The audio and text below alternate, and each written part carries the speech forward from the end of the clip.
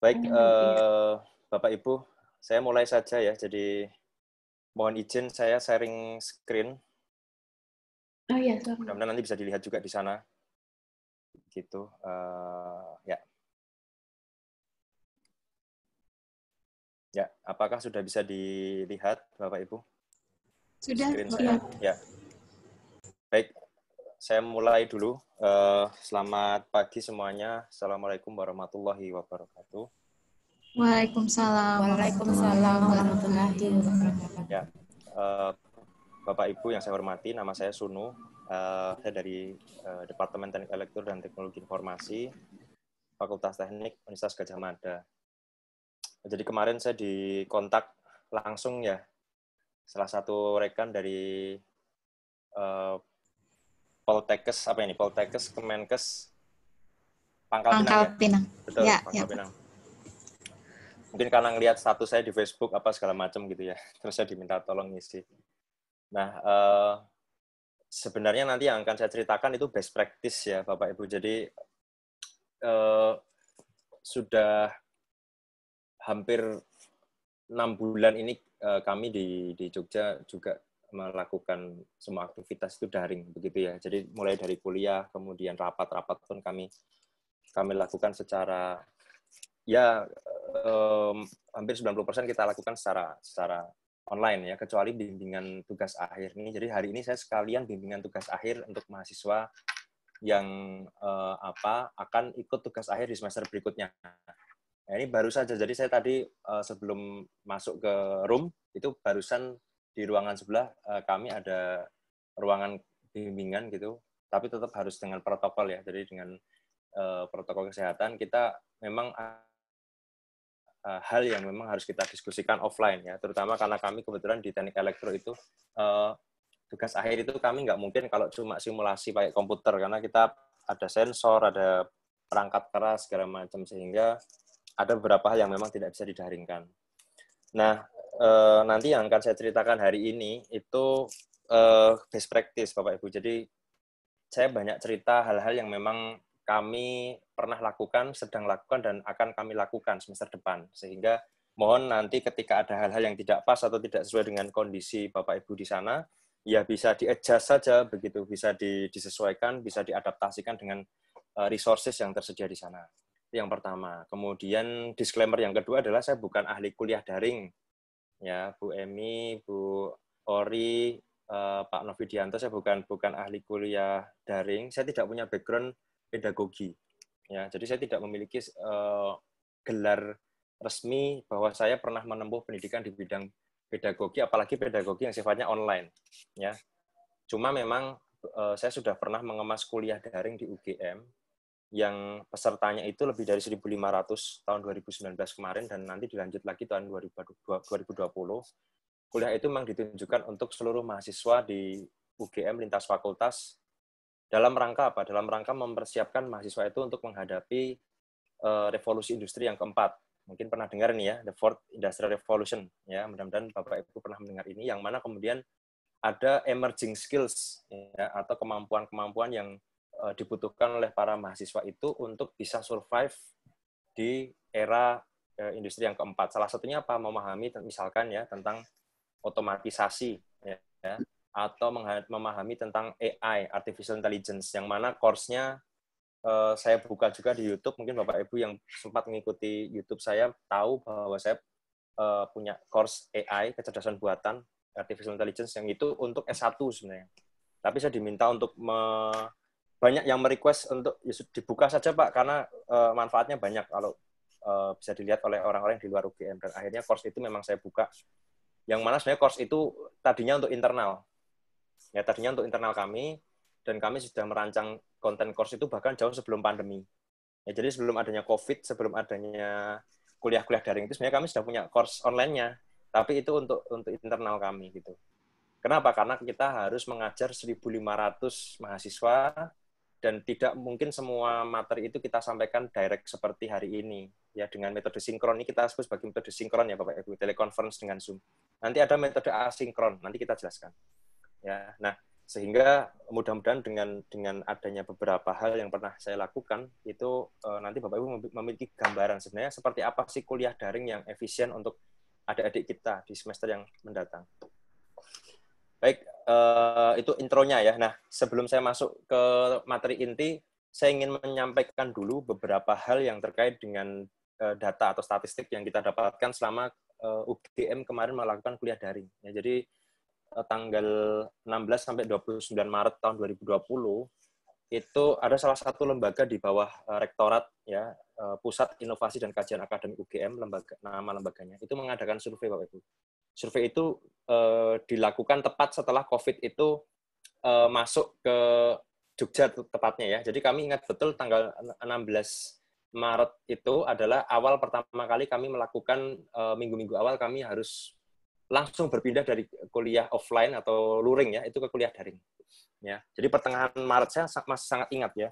Bagaimana kemudian saya di kelas waktu itu mengucapkan salam perpisahan ya ke adik-adik mahasiswa, nanti kayaknya nih hari ini kuliah offline kita terakhir ya. Jadi hari Jumat itu saya sudah sampaikan ke mahasiswa, ada kemungkinan minggu depan kita udah nggak ketemu lagi offline seperti ini. Dan itu mahasiswa juga kaget, oh gitu ya Pak, kenapa? Ya karena COVID sudah masuk ke Indonesia, dan bahkan sudah ada dosen UGM yang kena waktu itu, sehingga perkembangannya cepat sekali. Jadi hari Jumat saya menyampaikan ke mahasiswa bahwa kuliah akan dilakukan secara daring, hari Sabtunya keluar surat edaran dari rektorat bahwa kampus ditutup sementara, hari Minggunya keluar surat edaran lagi yang menyampaikan bahwa semua mahasiswa dan dosen diminta untuk bersiap-siap ya dengan metode daring. Dan itu terjadi dalam waktu 2 hari. Sehingga waktu itu saya berpikir, ya meskipun saya pernah mengampu kuliah daring ya di kuliah transformasi digital yang tadi saya ceritakan, tapi tidak secepat ini dong berubahnya gitu ya. Karena waktu itu kami menyiapkan transformasi digital sebagai kuliah yang memang betul-betul daring. Tapi bagaimana dengan kuliah-kuliah yang tadinya disiapkan untuk offline atau luring, kemudian harus dipindah ke daring? Kan ini jadi masalah besar.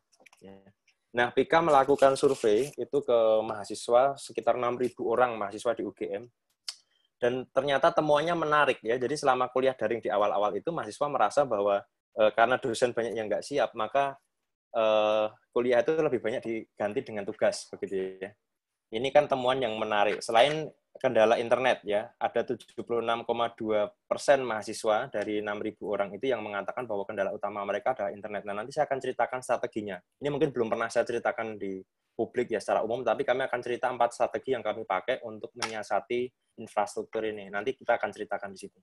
Kemudian kebanyakan dari mereka mengeluh tentang stres ya, kemudian konsentrasinya turun dan masih banyak lagi lah.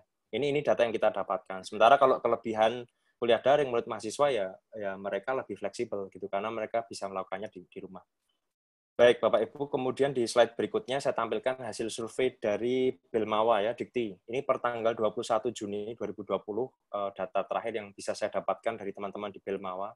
Kenapa kok saya bisa dapat data ini? Ya, karena saya diminta tolong oleh rekan-rekan di Belmawa, di Dikti, terutama Pak Nizam ya, sekarang Dirjen Dikti, itu beliau dulu dekan saya. Jadi waktu itu beliau ternyata mengamati ya, ada beberapa dosen yang punya best practice begitu ya untuk kuliah daring, dan akhirnya saya dikontak langsung oleh beliau, Mas, aku dibantuin untuk ini Mas, sharing kuliah daring gitu untuk teman-teman di seluruh Indonesia gitu. Ya karena beliau dekan saya nggak mungkin bilang enggak gitu ya. Jadi saya bilang, baik Pak, saya akan cerita, tapi saya cerita apa adanya ya Pak. Artinya begini, artinya mungkin ada hal-hal yang mungkin tidak pas, dan ya hari ini saya pun melakukan hal yang sama. Ya, jadi saya cerita ke rekan-rekan semuanya, mungkin nanti ada hal-hal yang kurang pas atau nggak cocok, silahkan nanti diadaptasi sendiri ya. Tapi yang jelas dari hasil survei selama saya mengikuti pelatihan sebagai narasumber ya tentunya dari Dikti tadi,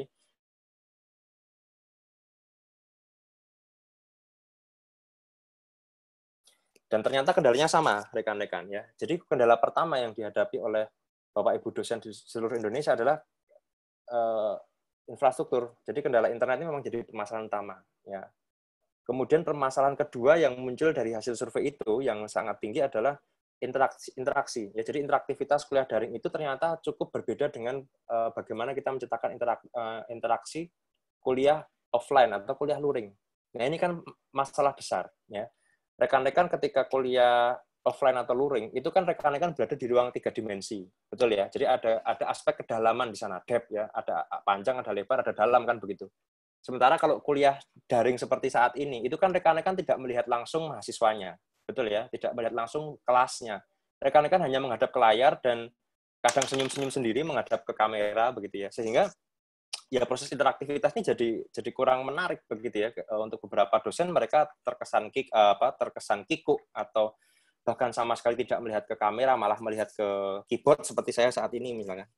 Nah, itu membuat mahasiswa menjadi kurang nyaman juga begitu dengan hal-hal seperti itu, dan rata-rata begitu kuliah itu interaktivitasnya menurun, mereka menjadi kurang berminat untuk melanjutkan kuliah daring begitu. Nah, ini yang kemudian ditemukan di survei. Dan permasalahan ketiga adalah masalah assessment, yang mana ini masih menjadi masalah besar di tempat kami. Kenapa? Karena kita tidak menemukan strategi yang jitu untuk mengawasi mahasiswa supaya jujur. Ya. Tapi di luar itu, ini permasalahan yang saya kira laten ya. Saya kira nanti perlu ada diskusi lanjutan ini ya, teman-teman di Poltekkes. Karena tidak mungkin kita membahas masalah integritas atau kejujuran itu dalam satu pertemuan seperti ini. Pasti kita akan banyak melakukan brainstorming, atau mungkin rekan-rekan belum melihat ke kampus-kampus lain, bagaimana cara mengawasi atau memastikan bahwa mahasiswa itu jujur selama kuliah. Dan kita bisa mendapatkan hasil yang objektif. Ini kan permasalahan besar. Nah, ini 3 masalah yang saya kira muncul ya di keseharian kita semua, dan semester depan pasti kita akan mengulangi ini. Nah, yang jadi masalah bagaimana kita bisa meningkatkan hal-hal yang sebelumnya kita kurang di sana ya. Ini yang nanti akan kita bahas hari ini. Baik, rekan-rekan, slide berikutnya, ini cerita pengalaman saya secara pribadi. Jadi saya merasa bahwa kuliah daring itu pun ada sisi positif, sisi negatifnya. Sebagaimana mahasiswa, dari sisi dosen, kuliah daring ini menciptakan fleksibilitas dari sisi waktu dan tata cara berpakaian. Ya. Maksud saya begini, kita tidak harus sebenarnya berpenampilan formal, seformal ketika kita berada di kelas yang sifatnya offline.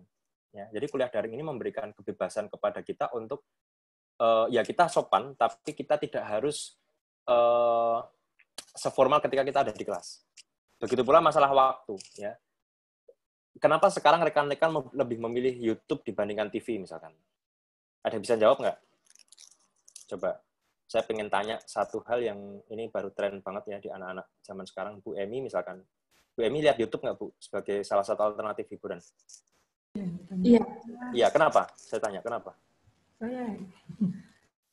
Saya sih senang bisa diulang kembali. Betul. Bisa diulang kembali. Ini yang tidak kita temukan di kuliah luring kan. Sehingga aspek-aspek seperti ini yang seharusnya kita manfaatkan. Ya, jadi mahasiswa zaman sekarang itu sangat nyaman melihat YouTube. Kenapa? Karena mereka merasa bahwa ya materi itu tidak harus mereka cerna saat itu juga kan. Dan ini adalah salah satu fleksibilitas yang seharusnya kita manfaatkan dengan baik begitu. Bahkan beberapa mahasiswa mengeluhkan, Pak, saya kalau kuliah itu nonton materi Bapak bisanya cuma malam. Kenapa? Karena saat itu pas pakai datanya bonus, Pak, gitu ya. Oh gitu ya. Berarti saya memang cocoknya untuk pakai data yang murah gitu. Saya ketawa gitu. Untuk yang mahal saya nggak cocok. Gitu. Kenapa? Karena nanti akan boros gitu ya. Tapi anyway, mahasiswa menyampaikan itu dengan jujur bahwa mereka merasa kesulitan. Bapak Ibu bisa bayangkan ya, mereka harus online itu dari setengah 8 pagi sampai jam 3 sore. Bapak Ibu. Kadang malah sampai jam 4. Nah, ini sebuah permasalahan yang tidak sesimpel kita harus online sejam 2 jam, nggak seperti itu. Kenapa? Dari sisi kesehatan nggak bagus juga. Mereka harus standby dari pagi sampai sore. Kan? Yang kedua, dari sisi kantong juga nggak bagus. Gitu. Jadi mereka akan pasti akan merasakan kesulitan dari sisi finansial kan untuk beli pulsa segala macam. Nah ini yang saya kira ini perlu kita siasati. Nanti saya akan cerita ya yang kita lakukan di UGM. Kemudian yang kedua, pengalaman kuliah online ini pengalaman baru. Saya kira ini kita sepakat ya bahwa kuliah online ini adalah pengalaman baru untuk kita semua. Dan baru itu ada 2 kemungkinan kita menghadapinya, dengan exciting atau takut kan begitu. Nah, saya lebih memilih pengalaman ini sebagai pengalaman yang exciting ya, yang menarik begitu ya. Kenapa? Karena saya baru tahu misalkan bahwa ternyata kuliah-kuliah kita seperti ini bisa di-stream ke YouTube misalkan. Saya baru tahu belum lama gitu. Padahal sebenarnya kan tools itu kan sudah ada. Tapi saya baru tahu bahwa misalkan Zoom itu bisa kita gunakan untuk streaming ke YouTube, ya kan? saya baru tahu bahwa ternyata kuliah online seperti ini bisa kita rekam juga ternyata. Ya. Ini saya baru tahu dan mungkin memalukan ya untuk teman-teman yang Pak Suni baru tahu. Tapi saya baru tahu belakangan ini bahwa ternyata kita tidak harus menyiapkan di awal. Ya, mungkin dengan kuliah sinkron seperti ini, Bapak Ibu bisa merekam, kemudian rekaman itu bisa di-share-kan, bisa aja seperti itu. Ya. Tapi ini hal-hal yang saya temukan dan menurut saya ini menarik gitu ya. Artinya kemudian dari sisi berbagai macam peluang yang bisa kita manfaatkan selama masa pandemi ini jadi makin banyak dengan adanya fitur-fitur yang tadinya kita nggak tahu gitu. Kemudian dari sisi respon mahasiswa, Bapak Ibu perlu tahu bahwa ternyata mahasiswa itu jauh lebih nyaman menuliskan pertanyaan dan respon itu ketika tertulis. Ya, ketika di kelas mereka enggan biasanya bertanya. Kenapa? Karena mungkin nggak mau kelihatan bodoh lah ya di hadapan teman-teman yang lain kan. Ini saya rasa wajar juga. Kita pun waktu menjadi mahasiswa kan merasa seperti itu kan. Kalau saya tanya, teman saya ngeledek nggak ya? Jangan-jangan saya kelihatan bodoh nih kalau saya tanya. Tapi kan kalau kuliah daring kan nggak begitu. Kita bisa menyediakan, misalkan, Bapak Ibu bisa bikin Google Forms atau survei online begitu. Kemudian mahasiswa diminta untuk ngisi di sana kan bisa. Dengan anonim, saya kira. Dan itu menurut mereka jauh-jauh lebih nyaman untuk privasi mereka. Dan dengan seperti itu sebenarnya kita bisa tahu hal-hal apa yang masih jadi kendala di kuliah itu. Nah, ini hal-hal yang tidak saya temui sebelumnya. Dan saya nggak nyadar bahwa ternyata kuliah daring itu bisa membuka komunikasi tertulis yang jauh lebih efektif dibandingkan kuliah offline yang biasa kita lakukan begitu. Nah, kemudian yang menarik lagi dari sisi kuliah daring yang saya lakukan adalah saya tadi cerita bahwa kuliah saya itu kan dibuka ya Bapak Ibu. Jadi kecerdasan buatan dilihat oleh semua orang. Nah, ternyata videonya itu ditonton juga oleh teman saya yang dia itu jadi manajer di Jakarta, perusahaan media company gitu ya. Gede perusahaannya, bukan abal-abal gitu ya. Dan dia jadi manajer di salah satu divisi di situ. Dan waktu itu dia cerita ke saya, dia pengen kuliah, dia pengen belajar, bukan kuliah, dia pengen belajar tentang AI, tapi dia nggak punya waktu gitu. Nah, secara nggak sengaja dia browsing, terus nyangkut di video saya, dan dia kaget. Ternyata saya ngajarin AI itu dengan bahasa yang menurut dia mudah dimengerti. Nah, pagi-pagi dia telepon saya, Bapak Ibu, Mas, saya kaget tuh, udah lama kan nggak teleponan. Gimana kabarnya, bla bla bla, kita ngobrol, terus dia cerita, Mas, aku ngeliat video kamu, yang mana gitu? Yang kuliah itu loh, kecerdasan buatan, AI, dan segala macam. Oh iya, gimana? Saya bilang. Ternyata nggak terlalu sulit ya untuk orang yang udah lama nggak sekolah seperti saya, dia ketawa gitu ya. Dan itu jawaban yang menurut saya sangat-sangat dari satu sisi saya sangat appreciate begitu ya. Oh, ternyata manfaatnya ada juga gitu ya untuk teman-teman di industri. Bahkan dia mengatakan kapan dong kita diajarin suatu saat untuk saya bisa cerita tentang itu ke orang yang lebih banyak. Jadi nggak cuma dia yang merasakan manfaatnya. Dengan kata lain, saya diminta jadi narasumber atau apapun itulah untuk mentraining mereka. Dan saya sih mengatakan, ya ayo aja Mas, gitu. Saya bilang, kapan teman-teman siap, saya nggak masalah. Gitu. Nah, ini salah satu hal yang saya nggak pernah kepikiran seperti ini sebelum adanya pandemi. Gitu. Artinya begini, rekan-rekan. Kalau rekan-rekan punya expertise di bidang tertentu, yang expertise atau keahlian itu mungkin bisa bermanfaat untuk orang lain, why not gitu ya. Artinya dengan rekan-rekan mempublish kuliah yang rekan-rekan ajarkan atau materi-materi tertentu yang itu mungkin bermanfaat untuk masyarakat umum, rekan-rekan bisa mewarnai atau memberikan informasi yang positif ke masyarakat gitu ya. Kita saat ini banjir informasi kan, dan kita sangat butuh informasi-informasi yang itu membuat kita jadi lebih lebih responsif, lebih strategik gitu ya menghadapi masalah. Kita bisa adaptasi dengan kebiasaan baru. Saya kira nanti rekan-rekan di Poltekkes ini sangat-sangat ahli terkait dengan ini, ya kan? Apalagi hubungannya langsung dengan kesehatan. Nah, ini ketika itu dijaringkan, rekan-rekan bisa mendapatkan semacam acknowledgement ya, atau expertise rekan-rekan dikenal di luar. Dan ini membuka sekian banyak peluang yang sebelumnya kita belum pernah lihat sebelumnya. Ya, jadi Anda menjadi narasumber di industri itu kan bukan sesuatu yang mudah saya kira kalau di era sebelum pandemi, ya kan? Tapi di era online seperti ini, orang dengan mudah bikin webinar, bisa dengan mudah bikin online course dan seterusnya. Dan ini luar biasa gitu ya, menurut saya ya. Boleh tidak setuju, ya, rekan-rekan. Baik, kemudian tantangannya, baik kuliah daring ini kan sesuatu yang berbeda, rekan-rekannya, sesuatu yang baru. Tadi saya menceritakan, sesuatu yang baru itu penyikapannya ada dua, exciting atau takut. Ya. Nah, buat saya, hal pertama yang mengganjal saya adalah bahwa berubah itu tidak mudah. Ya, saya terbiasa dengan, misalnya, menyiapkan kuliah 3 atau 4.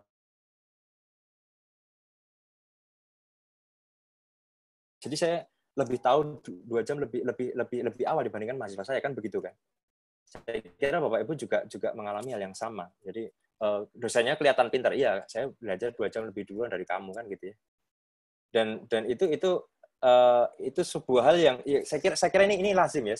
Kita mungkin setuju dengan hal ini bahwa kita tidak selamanya setiap hari harus baca textbook apa. Biasanya kita menyiapkan materi-materi kuliah atau melakukan review kan ya tidak terlalu lama dari kita mengisi kuliah itu, atau paling tidak sehari sebelumnya, ya malam sebelumnya lah.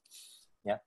Nah, ketika kita dipaksa untuk daring, maka kebiasaan-kebiasaan seperti itu jadi berubah. Gitu ya. Kenapa? Karena di awal kita harus sudah menyiapkan untuk interaksi seperti apa sih yang ingin kita sampaikan ke mahasiswa, berapa lama durasinya, nanti dikombinasi dengan apa, apakah dengan asinkron, di e-learning atau seperti apa, itu perlu kita rancang. Ya, nanti saya akan coba di akhir, mungkin mohon izin kalau nanti saya ada waktu, saya coba perlihatkan RPKPS atau rancangan pembelajaran kegiatan semester untuk daring, ya kuliah daring. Yang itu kami lakukan sejak 2019 dan rencana kita akan terapkan di semester depan ini. Jadi sangat-sangat detail. Jadi itu bukan sesuatu yang mudah rekan-rekan, dan menyiapkan konten kuliah daring itu juga sesuatu yang energinya tinggi. Kemudian variasi infrastruktur tadi sudah kita bahas ya. Ini yang nanti akan kita atasi dengan 4 strategi ya. Kemudian nah ini kuliah daring itu secara umum rekan-rekan itu tidak hanya memindahkan kelas yang sifatnya offline atau luring itu ke video conference seperti ini. Jadi kita nggak mungkin menyampaikan seluruh materi yang misalkan 3 SKS itu kita sampaikan terus begitu ya dengan cara telekonferensi, nggak mungkin. Rekan-rekan harus mengingat bahwa mahasiswa itu tidak hanya mengikuti kuliah kita, tapi dia dari jam 7 atau mungkin bahkan sampai malam, sampai sore, dia harus ikut kuliah dosen-dosen lain. Sehingga dalam satu hari, itu dia bisa jadi online itu nggak cuma sekali. Dan durasinya mungkin lebih dari 4 jam. Sehingga apa? Sehingga kecerdasan kita untuk memilah-milah mana yang bisa kita sampaikan secara sinkron, ya, ketersegeraannya tinggi, kira-kira begitu, dan mana yang kita sampaikan asinkron, ya tidak harus kita sampaikan dengan cepat, tapi bisa dilihat nanti belakangan seperti yang tadi Bu Emi sampaikan, itu harus kita pilih. Ya. Nah ini artinya apa? Ada konsekuensi ikutannya di belakang. Ya, masing-masing dosen diminta untuk menyiapkan itu in advance ya, di awal. Dan itu membawa konsekuensi logis bahwa kita perlu menguasai apa?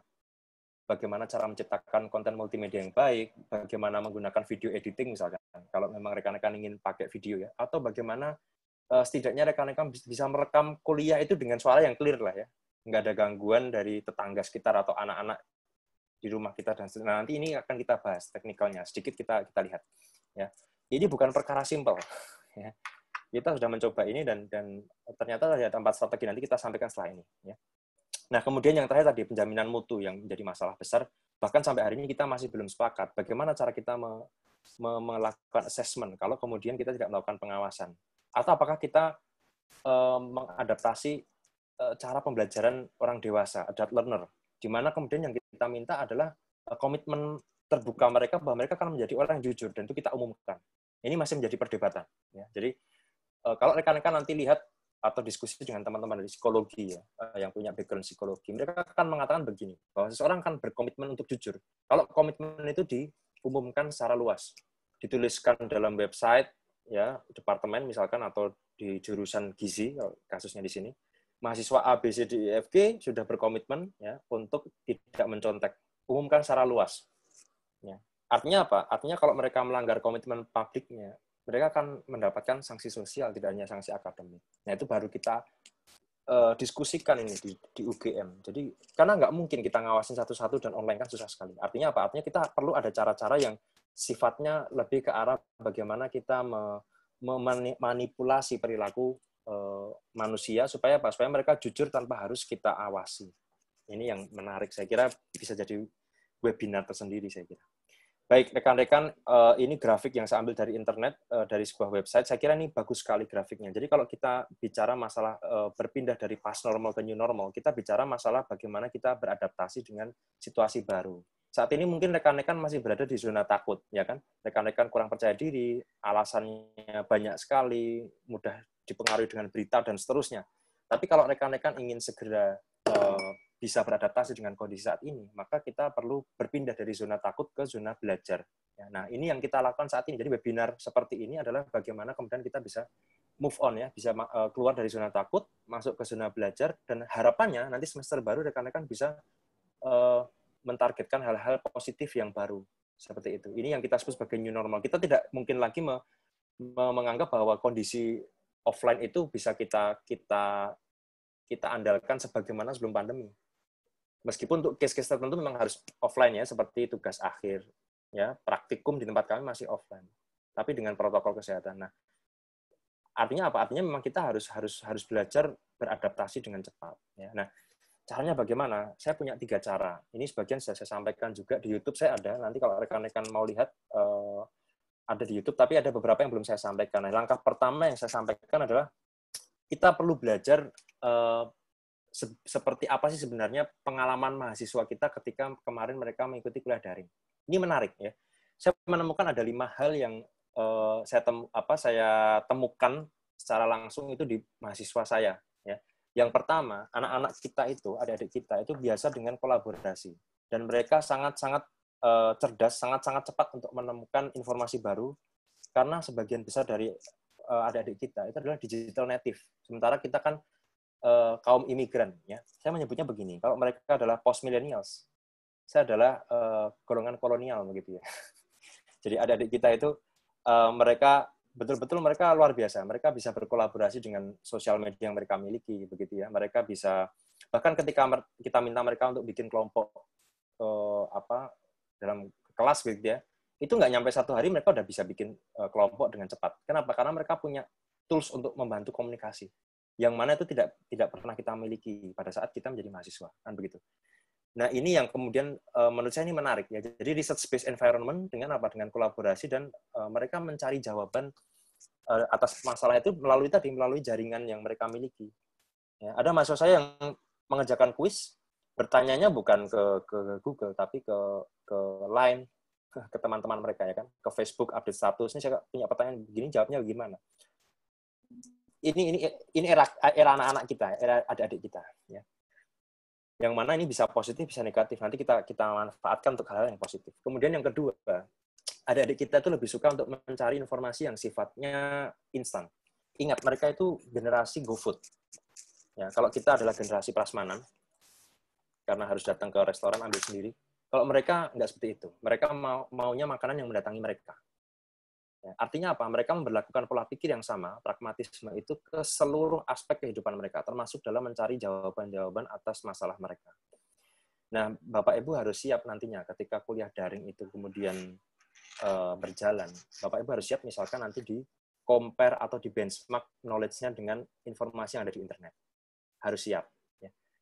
Contoh begini, saya kemarin membuat kuis di e-learning, kami menggunakan e-learning berbasis Moodle, Bapak Ibu mungkin pernah dengar Moodle. Bapak Ibu bisa pakai Google Classroom, ya, sama sih, secara umum fungsionalitas dasar sama. Nah, kami membuat soal kuis karena saya waktu kuliah daring kemarin kan 1 pertemuan 1 kuis. Nah, kemudian apa yang terjadi? Ada 1 jawaban kuis saya itu menurut mahasiswa salah, gitu, ya. Jadi kuis itu biasanya kan ketika kita bikin kuis kan ada jawabannya, langsung keluar jawabannya. Kalau soal seperti ini jawabannya ini, gitu, ya. Kalau bukan ini berarti keliru, yang benar ini, gitu, ya. Jadi ada jawaban yang keluar secara langsung setelah mahasiswa itu menjawab. Nah, mahasiswa itu protes, Pak, kok jawaban saya nomor ini salah di screen capture, gitu, ya. Menurut informasi yang saya dapatkan di artikel-artikel di bawah ini, jawaban yang benar adalah yang bukan pilihan A tapi pilihan B. Ya, karena ada A, B, C, D begitu, dia tahu pilihan yang benar adalah B. Saya kaget loh. Dari mana dia dapat informasi? Dia kirim linknya, Bapak Ibu. Artikel-artikel yang mana artikel itu bukan paper, bukan teks, bukan yang biasa kita kenal sebagai artikel yang valid. Tapi artikel di Wikipedia, artikel di Medium, yang mana kemudian kita tahu bahwa Wikipedia dan Medium itu kan semacam blog, ya. Blog atau informasi yang itu tidak melalui peer review. Meskipun Wikipedia mungkin oke lah, banyak orang menggunakan sebagai referensi, tapi kan tidak ada proses peer review, tidak ada proses validasi di sana. Informasi yang ada di sana benar atau enggak, kita nggak tahu. Kenapa nggak ada peer review-nya? Jadi tampil di internet ya as it is, sebagaimana yang kita masukkan di sana. Ya, dan adik-adik kita itu adalah konsumen yang paling aktif terhadap konten-konten digital seperti itu, sehingga itu yang kemudian kita harus berperan tidak hanya memberikan informasi, tapi memberikan kriteria ke mereka, mana informasi yang bisa dikonsumsi dan valid, dan mana yang mungkin tidak valid. Jadi peran kita sebagai kurator, ya, tidak hanya mendeliver materi, tapi juga kurator. Kita ngasih kriteria. Kamu kalau mau milih informasi itu yang seperti ini, kita kasih kriterianya. Ya. Ini yang saya temukan ketika online kemarin, dan menarik sekali gitu ya. Kemudian yang ketiga, ini masih ada kaitannya dengan cerita saya. Jadi anak-anak itu, mereka itu sangat-sangat rasional, dan mereka sangat-sangat antipati terhadap cara mengajar yang sifatnya otoriter. Ya, authoritarian. Artinya begini, kita mengklaim bahwa kebenaran itu hanya dari kita. Pokoknya kamu ikut materi saya, kalau yang lain keliru. Itu nggak bisa, anak-anak zaman sekarang. Kenapa? Pilihannya banyak. Artinya, mereka bisa mendapatkan informasi itu dari, sekarang bayangkan Bapak Ibu. Bapak Ibu pengajar, kemudian mereka buka YouTube. Ya. Mereka ngelihat ada dosen dari universitas lain.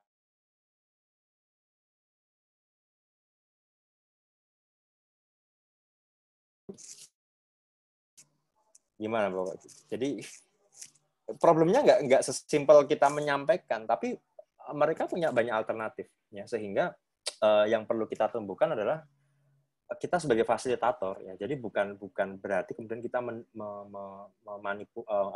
menjadi orang yang mendominasi kebenaran, nggak seperti itu. Ya, mereka nggak suka, anak-anak kita. Mereka lebih suka kita memberi open-ended problems, kita menjelaskan definisi dari sisi kita, kemudian kita minta mereka berpendapat apa yang kamu temukan di luar sana, dan mari kita ramu itu menjadi definisi yang lebih baik.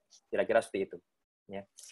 Ini apalagi di era online sangat-sangat berpengaruh, karena source yang mereka gunakan pada saat kuliah adalah internet. Ketika kita bilang A, mereka dengan cepat langsung validasi. Bayangkan ketika hal tersebut dilakukan secara luring, ya, bukan daring.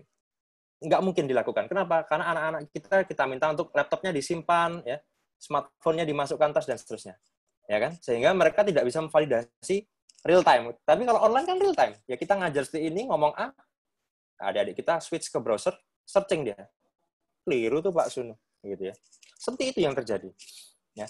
Kemudian yang keempat, ya, ciri khas pembelajar post millennials itu tidak bisa diarahkan dengan cara-cara yang lama seperti kita saat dulu kita jadi mahasiswa, ya, kita harus serius apa segala macam. Nggak seperti itu anak-anak zaman sekarang, ya. Mereka lebih suka mengambil waktu-waktu yang sifatnya tadi fleksibel, ya, sesuai dengan mood mereka, kemudian suasana yang relax dan seterusnya. Sehingga kalau rekan-rekan melihat tren yang terjadi di kota-kota besar, saya nggak tahu di Pangkal Pinang terjadi atau enggak, tapi di Jogja itu anak-anak sebelum era pandemi itu belajarnya bukan lagi di rumah, ya, tapi di co-working space. Pernah dengar ya Bapak Ibu? Mereka belajar di KFC, mereka belajar di McD. Kenapa? Karena mungkin menurut mereka itu situasi yang nyaman, ya, cozy.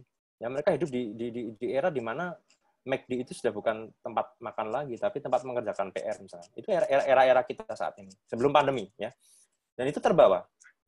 Ya, terbawa. Apalagi di rumah kita mungkin mahasiswa tidak ada pengawasan dari orang tua dan seterusnya. Sehingga ini yang kemudian membuat kita harus beradaptasi juga.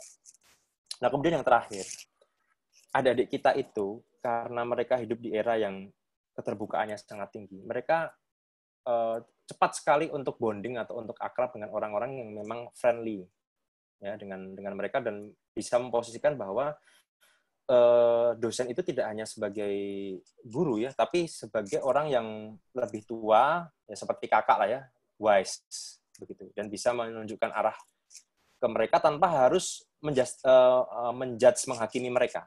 Ini yang saya temukan ke adik-adik mahasiswa saya. Jadi mereka lebih suka, let's say, beberapa manggil saya Mas gitu ya, Mas ini gimana? Jadi mungkin terkesan aneh, tapi menurut mereka itu cara yang paling mudah untuk mereka jadi bonding, ya. Jadi untuk apa? Untuk menjadi akrab.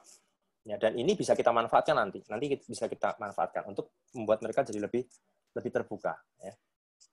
Nah, baik, saya ingin menunjukkan perbedaan antara kelas luring dan kelas daring. Jadi kalau di kelas luring atau offline, itu kita banyak melakukan traditional learning ya, di mana Bapak Ibu menyiapkan materi, kemudian setelah itu materi disampaikan di kelas, mahasiswa mendengar, ada kuis setelahnya, dan seterusnya.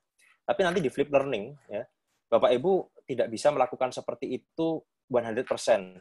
Ya. Untuk beberapa kelas mungkin bisa. Untuk beberapa yang misalkan di tempat kami itu ada beberapa kuliah yang sifatnya memang harus motoriknya jalan. Ya, kuliah-kuliah dasar seperti matematika, fisika itu kan motorik itu perlu.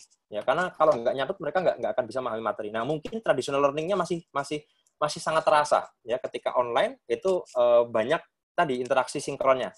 Tapi untuk beberapa kuliah hal seperti itu bisa kita akali atau kita hindari dengan menerapkan flip learning yang tadi saya ceritakan. Jadi di awal kita sudah menyiapkan materi-materi yang sifatnya bisa diakses online dengan fleksibilitas tinggi. Kemudian mahasiswa kita minta untuk menonton, dan mungkin untuk memastikan bahwa mahasiswa itu nonton, kita kasih kuis misalkan. Nah, kemudian kuliah sinkronnya itu lebih banyak kita melakukan diskusi dan studi kasus. Ya. Nah, ini memang harus disiapkan. Artinya metode pembelajaran yang sifatnya flip learning ini pun mahasiswa mungkin nggak biasa. Sehingga di awal-awal cara-cara seperti ini perlu kita jelaskan ke mereka. Ya, jadi bagaimana cara belajarnya pun harus kita sampaikan begitu. Baik, yang kedua yang saya lakukan adalah mempersiapkan materi. Ya, jadi ini yang belum saya sampaikan di publik ya, di YouTube saya belum ada. Nah, caranya bagaimana? Nanti kita akan sampaikan 4 strategi untuk menyiapkan materi yang bisa digunakan baik dalam kondisi koneksi yang kurang mendukung maupun koneksi yang memang betul-betul baik ya. Nah, tapi sebelum saya menyampaikan, izinkan saya mencuplik satu kata dari Pak Tung ya. Mungkin pernah dengar ini Tung Desemwaringin, ini motivator pengusaha sebenarnya. Dia punya satu toko yang sangat-sangat berguna untuk kami sebagai dosen maupun mahasiswa. Ada satu toko buku yang beliau miliki di Jogja, Togamas. Ya, toko Togamas. Jadi itu adalah usaha pertama beliau, toko buku. Kenapa? Karena beliau suka belajar. Ya, orangnya suka membaca dan suka belajar. Nah, ada satu kata yang menarik menurut saya ya, dari Pak Tung ini ya. Satu kata yang saya ingat-ingat terus adalah tidak ada kata gagal, yang ada adalah belajar atau berhasil. Artinya apa, Bapak Ibu? Kalau kemudian dalam proses pembelajaran itu kita merasa bahwa kita belum optimal, jangan sampai kemudian kita menganggap bahwa kita gagal. Ya, tapi adalah proses belajar. Ya, jadi bukan gagal, tapi proses belajar. Artinya apa? Artinya itu adalah ongkos kita untuk menjadi lebih baik. Misalkan ada respon dari mahasiswa, Pak, kok kuliahnya bosenin, misalkan. Atau, Pak, ini videonya macet nih, ternyata nggak bisa dilihat, menit kesekian suaranya hilang, apa segala macam. Itu adalah pembelajaran untuk kita. Ya. Sehingga dengan adanya mindset seperti itu, kita tidak merasa cepat patah ya. Kalau kita merasa bahwa ini gagal nih, udahlah besok semester depan saya nggak mau ngajar. Bubar ya, semua dosen merasa bahwa nggak bisa ngajar online sama dengan gagal. Saya kira mindset-nya harus kita ubah ya. Sehingga seperti gambar yang rekan-rekan lihat di slide, ya mungkin di awal nggak terlalu bagus, nggak masalah sih ya, suaranya masih kresek-kresek, multimedianya kan gitu ya, videonya juga mungkin belum oke, nggak masalah. Let's try next semester misalkan. Next semester kita coba lagi. Saya yakin ketika rekan-rekan melakukannya secara berulang, itu nanti akan ada improvement di sana. Ya, jadi ada continuous improvement, kalau bahasa Jepang, kaizen ya. Karena saya 3 tahun di Jepang, saya banyak mengadopsi konsep-konsep manajemen dari orang-orang Jepang, dan itu salah satu yang saya sangat suka adalah kaizen, ada continuous improvement. Dan continuous improvement itu menuntut adanya monitoring dan evaluasi. Kemarin saya update status di Facebook, kalau ada yang ngikutin. Itu sebenarnya konsep kaizen, ya, jadi konsep manajemen di Jepang. Kita harus mau dikritik. Kenapa? Kalau nggak mau dikritik, jangan harap kita bisa improve. Ya. Sehingga respon itu sangat-sangat penting nanti. Feedback dari mahasiswa, feedback dari rekan dosen itu sangat-sangat penting untuk kita bisa improve. Ya. Nah, baik Bapak Ibu, saya ada 4 strategi ya. Jadi yang pertama, menyiapkan modul PDF dan audio, ini yang paling sederhana untuk koneksi yang paling kritis saya kira, nggak bagus koneksinya. Kemudian yang kedua, modul PowerPoint dan audio narasi. Yang ketiga, modul video presentasi dengan Cisco Webex atau peralatan teleconference semacam Zoom seperti ini. Dan yang keempat adalah dengan menggunakan video editing profesional. Kita akan mulai dulu dari yang pertama. Ya. Jadi Bapak Ibu, kalau kita menghadapi masalah koneksi seperti yang tadi kita tampilkan di awal di survei, sebenarnya itu bukan permasalahan yang hanya ditemukan di area-area tertentu, tapi itu hampir di seluruh Indonesia. Saya kira permasalahan itu adalah permasalahan yang laten, ya, permasalahan yang ditemukan dimanapun ya. Tapi apakah kemudian dengan masalah infrastruktur itu kita harus menyerah? Kan enggak, gitu.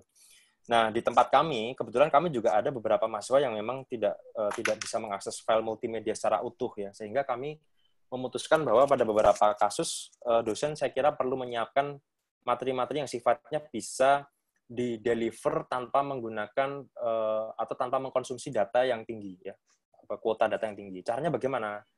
Ini yang kami lakukan ya. Jadi kami cerita di tempat kami itu slide-slide presentasi kuliah itu di convert ke PDF Bapak Ibu. Dan syaratnya apa? Satu slide, satu halaman itu ada nomornya. Ya, ada nomor 1, 2, 3 begitu. Saya kira ini nggak susah ya Bapak Ibu membuat satu slide ada nomornya kan 1, 2, 3, 4 sampai habis. Kasih nomor.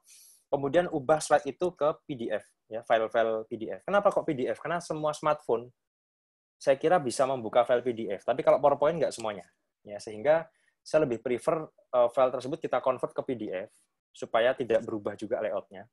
Kemudian untuk memberikan penjelasan, Bapak Ibu cukup merekam suara Bapak Ibu menggunakan smartphone. Jadi di smartphone ini ada namanya voice recording, feature atau audio recording. Bapak Ibu bisa gunakan itu. Nah, jadi jelaskan slide nomor 1 isinya ini gitu ya. Slide nomor 2 isinya ini terus begitu sampai kemudian selesai satu slide itu. Nah, kemudian Bapak Ibu bisa distribusikan melalui apa yang Bapak Ibu gunakan. Bisa WhatsApp, bisa Google Classroom, bisa apapun itu ya. Ini yang paling sederhana. Jadi hanya dengan menggunakan PDF dan audio saya kira sudah selesai ya permasalahan. Tapi memang ada kelemahannya. Apa itu? Ekspresi ketika menjelaskan tidak bisa kita tampilkan. Ya kan? Kemudian grafis ya yang sifatnya dinamis tidak bisa kita tampilkan. Nah, ini jatahnya mungkin nanti bisa dilakukan ketika kuliah sinkron. Ketika kita telekonferensi seperti hari ini itu bisa kita sampaikan ya. Tapi setidaknya materi-materi yang bisa disampaikan secara daring ya itu kita bisa siapkan terlebih dahulu dengan bahan yang paling sederhana seperti ini ya. Baik, kemudian yang kedua Bapak Ibu bisa manfaatkan PowerPoint. Ini Bapak Ibu kalau sudah pakai PowerPoint mungkin akan kaget ya bahwa sebenarnya PowerPoint itu bisa kita manfaatkan untuk membuat voice over slides istilahnya ya. Jadi ada suara di atas slide kira-kira begitu. Jadi ada slide dan ada narasinya di sana. Nah, ini video yang saya rekam ini, nanti Bapak Ibu bisa akses, saya berikan link tutorialnya, Bapak Ibu. Videonya sudah saya upload, nanti bisa saya kirimkan ke email linknya, sehingga Bapak Ibu bisa melihat step by step-nya. Ya. Yang jelas PowerPoint itu bisa kita gunakan untuk merekam narasi, dan Bapak Ibu bisa cerita setiap slide. Nanti file audio Bapak Ibu itu akan tersimpan di setiap slide. Ya, jadi akan tersimpan di setiap slide. Kemudian dari sana, Bapak Ibu bisa mengedit slide-slide yang penjelasannya kurang jelas, ya, dengan clear narration atau clear timing dan seterusnya, kemudian direkam ulang. Dan kalau sudah selesai, Bapak Ibu bisa mengconvert ya PowerPoint itu menjadi file movie MP4. Ya. Ini yang saya perlihatkan di sini, ini file movie-nya, dan itu bisa didistribusikan ke adik-adik kita. Ya. Nah, ini file movie-nya. Jadi di situ ada suara.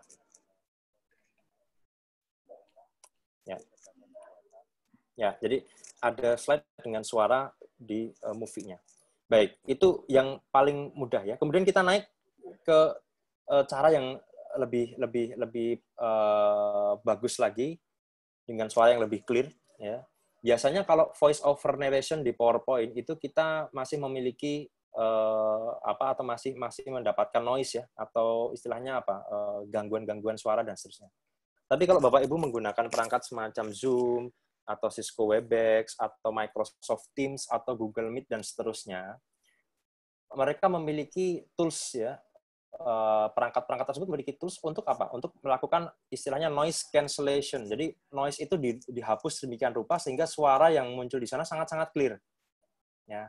Nah, ini bisa Bapak Ibu manfaatkan juga. Misalkan ini sekedar contoh, karena kebetulan UGM itu melanggan Webex ya, Cisco Webex. Jadi caranya bagaimana? Caranya kita membuat meeting ya, yang mana hanya kita saja yang hadir di sana ya. Ini di awal kita menentukan preference bentuk recordingnya seperti apa begitu.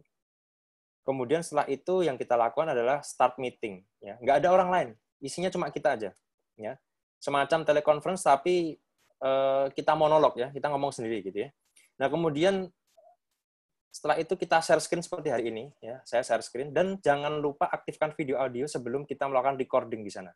Jadi Bapak Ibu bisa merecord ini ya. Zoom kan bisa merecord. Sama, Cisco Webex bisa melakukan recording, Google Meet bisa melakukan, ya Teams juga bisa.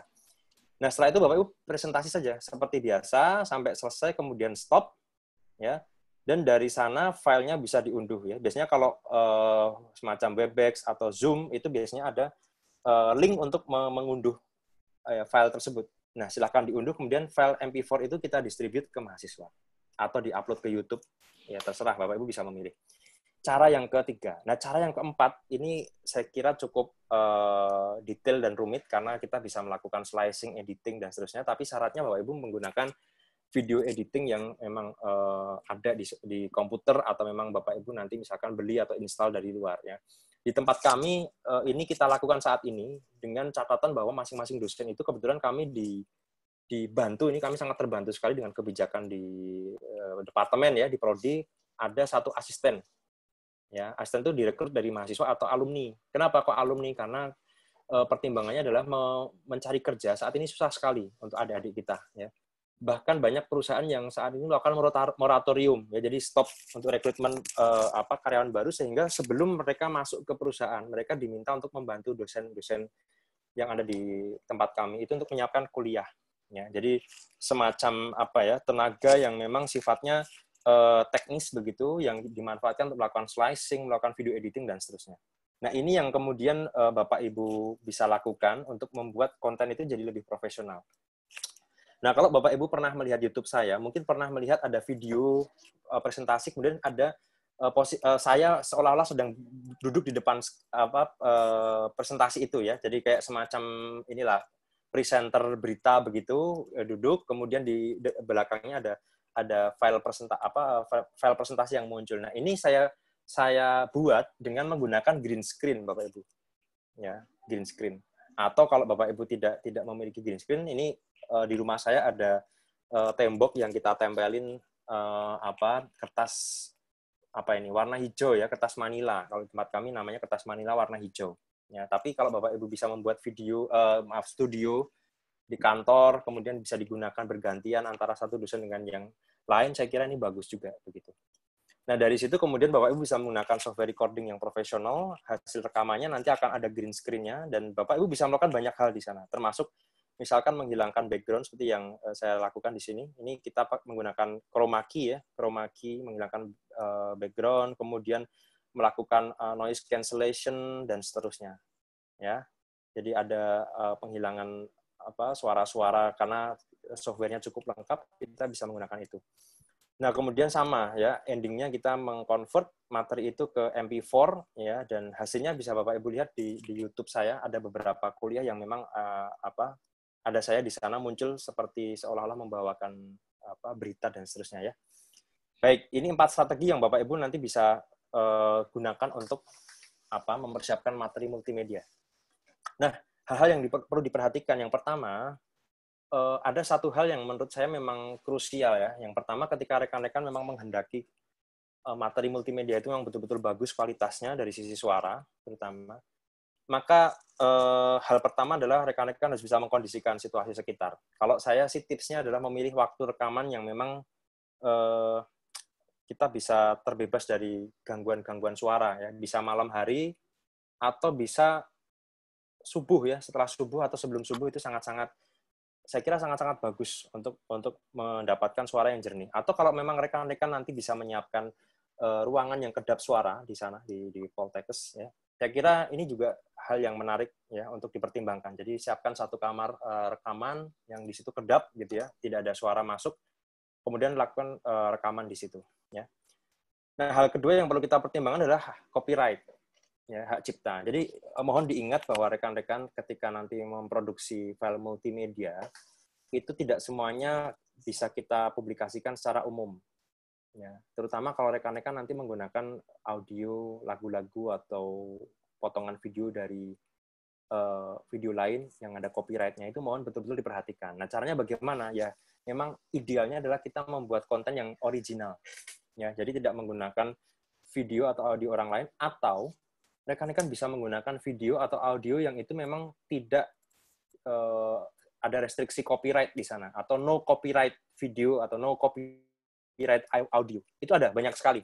Rekan-rekan bisa bisa cari di internet dengan kata kunci no copyright audio atau no copyright video. Itu bisa kita gunakan untuk mempercantik background kita atau untuk membuat video kita jadi lebih bagus dengan adanya background audio, ya. Nah, kenapa demikian? Karena ketika nanti rekan-rekan upload ke YouTube, maka YouTube itu akan mendeteksi. Ya, ketika kita menggunakan materi-materi yang sifatnya ada copyright-nya, maka kita akan di take down, video kita akan dinonaktifkan. Nah, supaya itu tidak publik, kita bisa men-set sebenarnya YouTube. Jadi ada opsi-opsi private, itu hanya kita yang bisa melihat. Unlisted itu kita bisa membagikan ke orang lain dengan cara kita mendistribusikan URL atau link, ya, akses alamat videonya, URL-nya. Atau public. Nah, public ini artinya rekan-rekan nanti ketika videonya itu dicari oleh orang dengan kata kunci tertentu, itu akan ketemu. Tapi kalau unlisted itu nggak akan ketemu. Hanya orang yang kita beri akses saja yang bisa melihat. Ya. Baik, kemudian, nah ini yang ketiga. Jadi tadi kita sudah membahas tentang bagaimana menyiapkan multimedianya. Nah, yang ketiga adalah bagaimana meningkatkan interaktivitasnya. Saya mulai dulu dari bagaimana saya membuka kuliah. Ya. Jadi sebelum saya cerita banyak tentang masalah teknis yang kita ajarkan, biasanya saya akan menjawab pertanyaan mereka. Why? Ya, kenapa kamu harus ikut kuliah ini? Kenapa kuliah ini penting untuk karir kamu misalkan? Kenapa kuliah ini bisa membuka wawasan kamu tidak hanya sekedar apa yang saya sampaikan, tapi berhubungan dengan kehidupan sehari-hari misalkan. Ya, ini saya jelaskan di awal. Saya mengambil banyak hal dari Simon Sinek, ini motivator terkenal, ya, Bapak Ibu nanti bisa cek di YouTube. Ya. Jadi kata Simon Sinek, start with why, then trust. Ya, jadi mulailah dari menjelaskan kenapa orang itu melakukan sebuah hal untuk mendapatkan trust mereka. Ya. Kenapa demikian? Karena ketika kita memberikan alasan atau kita memberikan klausa, ya, kamu harus ikut kuliah ini karena itu kita isi kan. Ketika mereka mendapatkan kalimat utuhnya, itu yang disentuh adalah, mohon saya nanti dikoreksi kalau keliru, yang disentuh adalah limbic brain atau otak emosinya. Ya, jadi limbic brain ini yang akan disentuh oleh alasan-alasan yang sifatnya emosional tadi. Kita harus bisa membangkitkan motivasi internal mereka. Nah, masalah nanti apa yang mereka pelajari itu nanti masuknya di neokortex, ya, betul ya. Jadi di otak yang nanti memang akan memproses logik, ya, atau apa yang perlu mereka pikirkan. Tapi ketika kita bicara masalah motivasi atau masalah mengapa mereka harus hadir, maka yang perlu kita sentuh adalah limbic brain, ya, otak emosinya. Dan itu hanya bisa mereka dapatkan kalau mereka mengetahui sebab dari tadi mengapa mereka harus hadir, ya, di kuliah itu. Dan alasan lain yang perlu mereka ketahui adalah mereka hidup di era yang sifatnya informasi itu mengalir deras. Mereka dengan bermodal 2 jempol itu mereka sudah bisa mendapatkan apapun yang mereka inginkan, ya, untuk tahu, ya. Post milenial itu adalah digital native. Sekali lagi Bapak Ibu, kita berhadapan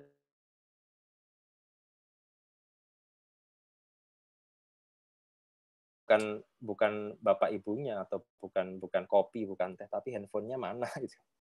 Status WhatsApp-nya yang dia lihat, status Line yang dia lihat, Instagram likes-nya yang dia hitung, misalkan begitu. Sehingga kita harus menjelaskan ke mereka mana informasi yang penting dan mana yang tidak penting. Ini yang sangat-sangat krusial, dan kita ingin kuliah kita itu top of mind. Top of mind. Artinya begini, kalau bahasa marketing begini. Kalau mereka butuh sesuatu, Pak Sunu mungkin tahu. Nah, saya kepingin ada semacam seperti itu. Kalau mereka butuh sesuatu informasi yang ada kaitannya dengan apa yang saya ajarkan atau ekspertis saya, mereka ingatnya ke saya gitu. Ini top of mind namanya. Ya, seperti kita sabun lah, ya, saya sebut merek nggak apa-apa, ya. Kalau ingat nyuci, ingatnya Rinso gitu. Ya kira gitu. Itu top of mind. Nah, kita kepingin kita berada di bagian paling atas dari slot memori mereka. Dan itu harus kita ulang-ulang terus gitu. Bahwa kuliah kita penting, kuliah kita ini itu di awal. Dan juga selama dalam perjalanan kita motivasi mereka. Kemudian hal-hal lain yang perlu kita sampaikan, misalkan manfaat kuliah itu untuk mereka, keterkaitan dengan tahun selanjutnya, ya kan? Kemudian apa yang akan mereka lakukan di dunia kerja dan relevansinya dengan yang mereka dapatkan di kampus, itu mereka harus tahu di awal. Yang mana harapannya adalah ada respect di sana, ya, dari adik-adik kita, bahwa kuliah kita itu memang integrated, ya, dan memang terkait gitu dengan apa yang kemudian mereka dapatkan setelah mereka lulus, ya. Ini Perlu sekali Bapak Ibu ya. Dan saya selalu melakukan ini di awal. Kemudian yang kedua, trik interaktivitasnya adalah menjelaskan posisi, ekspektasi, dan strategi. Atau PES, saya menyebutnya PES ya. Posisi kita, sekali lagi, itu kita tadi sudah saya jelaskan bahwa kita adalah fasilitator. Ya. Jadi kita memberikan kriteria kepada mereka mana referensi yang harus mereka baca, dan mana referensi yang harus mereka hindari. Kita tidak menjustifikasi ini valid, ini enggak seperti itu. Kita ngasih kriteria. Ya. Sehingga harapannya dengan adanya kriteria itu mereka bisa menyeleksi mana informasi-informasi yang memang valid. Akan lebih baik lagi nanti kalau Bapak Ibu perkenalkan juga paper, ya, textbook-nya ini. Kalau mereka susah nyari papernya atau textbook-nya, download PDF-nya, upload di e-learning-nya. Upload di Google Classroom-nya, kemudian kita tugaskan mereka untuk baca, kuiskan dari sana. Ya, jadi kita ujikan dengan kuis di situ. Sehingga mereka bisa membedakan kadar validitas yang mereka baca dari artikel di internet, blog, atau artikel yang mereka baca dari paper dan textbook. Ya. Kemudian yang kedua, ekspektasi kita ke mereka. Nggak nyontek. Caranya gimana? Tadi sudah kita bahas. Ada banyak cara. Ya, misalkan tadi deklarasi publik. Ya. Kita mereka untuk ngucapin satu-satu, yuk. Sekarang adik-adik ngucapin satu-satu nih, janji integritas. Nah, kita rekam nih. Terus habis itu kita upload ke YouTube. Saya akan melakukannya semester depan, Bapak Ibu ya. Kami, enggak hanya saya, kami akan melakukannya. Jadi di awal kuliah kita minta mahasiswa untuk janji integritas, baca teksnya. Saya siapa berjanji akan jujur dalam kuliah ini tidak melanggar peraturan. Kalau saya melanggar peraturan, saya bersedia pelanggaran ini menerima sanksi sesuai dengan hukuman sesuai dengan peraturan akademis dan akan dilaporkan ke orang tua. Jadi orang tua juga perlu kita beritahu. Ini yang baru kita godok Bapak Ibu. Saya belum bisa share saat ini, tapi kita baru melakukan semacam rekayasa sosial ya, social engineering untuk membuat mahasiswa menjadi berintegritas tanpa harus kita paksa. Ya. Nah, tadi triknya salah satu yang ingin kita coba adalah dengan public statement. Nanti kita upload ke YouTube, kita kasih linknya ke orang tua, ke siapapun, teman-teman mereka, dan kita kunci mereka. Kalau ada pelanggaran, kamu harus lapor. Kalau terjadi dan kamu nggak lapor, artinya kamu part of abuse. Jadi kita kunci posisinya. Jadi mereka nggak hanya untuk diri sendiri, tapi mereka ngawasin teman mereka juga. Dan teman mereka ngawasin mereka. Itu yang baru kita godok saat ini di UGM, ya, di departemen. Kemudian yang ketiga, itu strategi untuk kesuksesan kuliah. Nah, ini yang nanti kita manfaatkan terkait dengan kolaborasi tadi. Jadi ada mutual commitment. Bahwa kuliah online itu tidak hanya kerjaan dosen aja, nggak hanya kerjaan asisten, tapi mereka harus ikut berpartisipasi dong. Caranya gimana? Ini yang nanti kita akan lakukan juga. Jadi saya berencana, ini saya juga sudah sosialisasikan ke Bapak Ibu dosen di tempat kami. Saya punya ide begini, nanti pada saat kuliah online itu mahasiswa kita minta aja jadi moderator dan jadi notulen. Jadi selama kita online, ada satu orang yang nanti mau moderasi tanya jawab misalkan, mengoperasikan software telekonferensinya, Zoom-nya misalkan, dan ada orang yang melakukan notulensi di sana. Materinya apa, tanya jawabnya apa. Terus bertugas ngupload nanti ke e-learning-nya dan seterusnya. Ya. Dan itu kita jadwal. Artinya semua mahasiswa harus dapat giliran itu. Ya. Saya punya rencana akan membuat ini semester depan. Ya. Yang semester kemarin ada satu kuliah yang sudah dikelola seperti ini, tapi banyak yang belum dikelola. Ya. Nah, saya merencanakan kuliah-kuliah saya akan saya include-kan mereka, saya libatkan mereka sebagai penyelenggara kuliah juga. Kenapa? Karena mereka memiliki aktivitas kelas itu, nggak hanya saya gitu ya. Mereka berkontribusi juga untuk komunitas di kelas itu, sehingga mereka harus komitmen. Nah, ini yang saya kira nanti selain membuat mereka menjadi tanggung jawab, punya rasa peduli di kelasnya, mereka juga akan merasa nggak enak juga untuk bolos ya, kan udah ditugasi, nggak enak sama teman yang lain tugas kamu nggak. Jadi kita terapkan social sanction di sana, ya, sanksi sosial. Ya kan? Kalau yang lain tugas, kamu nggak tugas, kan kamu akan dianggap weird, ya, aneh, orang aneh, dan biasanya akan dikucilkan. Nah, kita akan menakut-nakuti mereka, kamu nggak mau dikucilkan, ya kamu contribute dong ke kelas. Ya. Be part of community, ya kan, jangan sampai kamu keluar dari komunitas. Nah, itu yang baru kita rancang gitu ya. Jadi bagaimana membuat adik-adik itu bisa aktif tanpa harus kita paksa begitu. Ini social engineering Bapak Ibu. Ini baru kita godok nih ya. Menarik idenya. Kemudian yang ketiga, jalin keterkaitan kolektif. Jadi selama kuliah Bapak Ibu, ini sering saya lakukan kalau yang ini ya. Saya banyak cerita tentang hal-hal yang kaitannya dengan motivasi ya. Jadi tidak hanya materi kuliah, tapi hal-hal yang saya lakukan selama pandemi ya, kabar-kabar terbaru tentang COVID, olahraga yang kita lakukan, ya, keseharian kita yang mungkin susah kita ngatur waktu antara keluarga online ya untuk kantor. Nah, ini kita ceritakan ke mereka. Sehingga dengan seperti itu mereka merasa bahwa ya dosen manusia biasa. Dosen manusia biasa. Jadi guru itu juga punya kesulitan juga. So di situ kita ingin melakukan semacam ini social engineering juga untuk apa? Untuk mendekatkan mereka secara psikologis ke kita. Ya, jadi supaya apa? Supaya nanti mereka terbuka. Kalau mereka menganggap bahwa guru itu bagian dari komunitas itu, bukan orang yang di luar itu, mereka akan lebih terbuka. Nah, caranya bagaimana? Ya tadi menceritakan hal-hal yang ada kesamaan di sana. Ya, orang yang biasanya punya kesamaan hobi itu akan lebih dekatnya lebih cepat. Ya. Ibu-ibu yang punya hobi nonton drakor, nyantolnya sama ibu-ibu lain yang punya hobi sama juga nonton drama Korea, ya kan? Kita ingin membuat seperti itu situasinya ya. Jadi ini yang saya lakukan dan it works ya. Kalau pengalaman saya sih ini jalan ya, jalan. Tempat kami jalan. Kemudian sepakati cara interaksinya, Bapak Ibu. Jadi begini. Jangan pernah memberikan tugas kalau Bapak Ibu tidak sanggup memberikan feedback untuk setiap tugas. Ini kesalahan saya juga. Jadi kemarin saya sama seperti dosen lain, saya memberi tugas, tapi ternyata setelah tugas itu terkumpul, kebetulan saya nggak cuma satu kelas ngajar. Saya merasa kesulitan untuk memberikan feedback. Dan feedback itu hanya saya sampaikan secara umum. Padahal yang dibutuhkan kepada mereka adalah feedback yang sifatnya spesifik. Ya. Kenapa? Karena kalau kita ingin mereka improve ya dalam cara belajar, dalam pemahaman, maka kita harus ngerti sebenarnya kendala mereka tuh di mana, kesalahan mereka tuh di mana. Ya. Misal mereka kopas jawaban dari internet tuh nggak boleh. Kita harus kasih tahu ke mereka ini nggak boleh. Gitu ya. Kamu harus jujur, harus ini. Dan itu perlu kita lakukan satu persatu. Makanya kalau kita nggak sanggup ngasih tugas, ya, maka limitasi tugas itu penting. Tidak semua itu harus kita tugaskan ke adik-adik kita. Selama kita nggak bisa ngasih feedback, lebih baik hindari. Ya, hindari. Nah, caranya bagaimana? Nanti rekan-rekan bisa menggunakan macam-macam. Bisa menggunakan e-learning, bisa menggunakan sosmed, atau bisa menggunakan yang model-model interaktif seperti Mentimeter. Kalau rekan-rekan pernah tahu, ada tools namanya Mentimeter. Saya nggak bisa demokan hari ini, tapi mungkin nanti rekan-rekan bisa search ya. Jadi Mentimeter itu semacam kuesioner real time, yang mana nanti rekan-rekan bisa memberikan pertanyaan di sana, kemudian mahasiswa bisa melakukan polling atau mengisikan kata kunci tertentu, dan di situ hasilnya nanti bisa berubah, bisa diperlihatkan secara real time.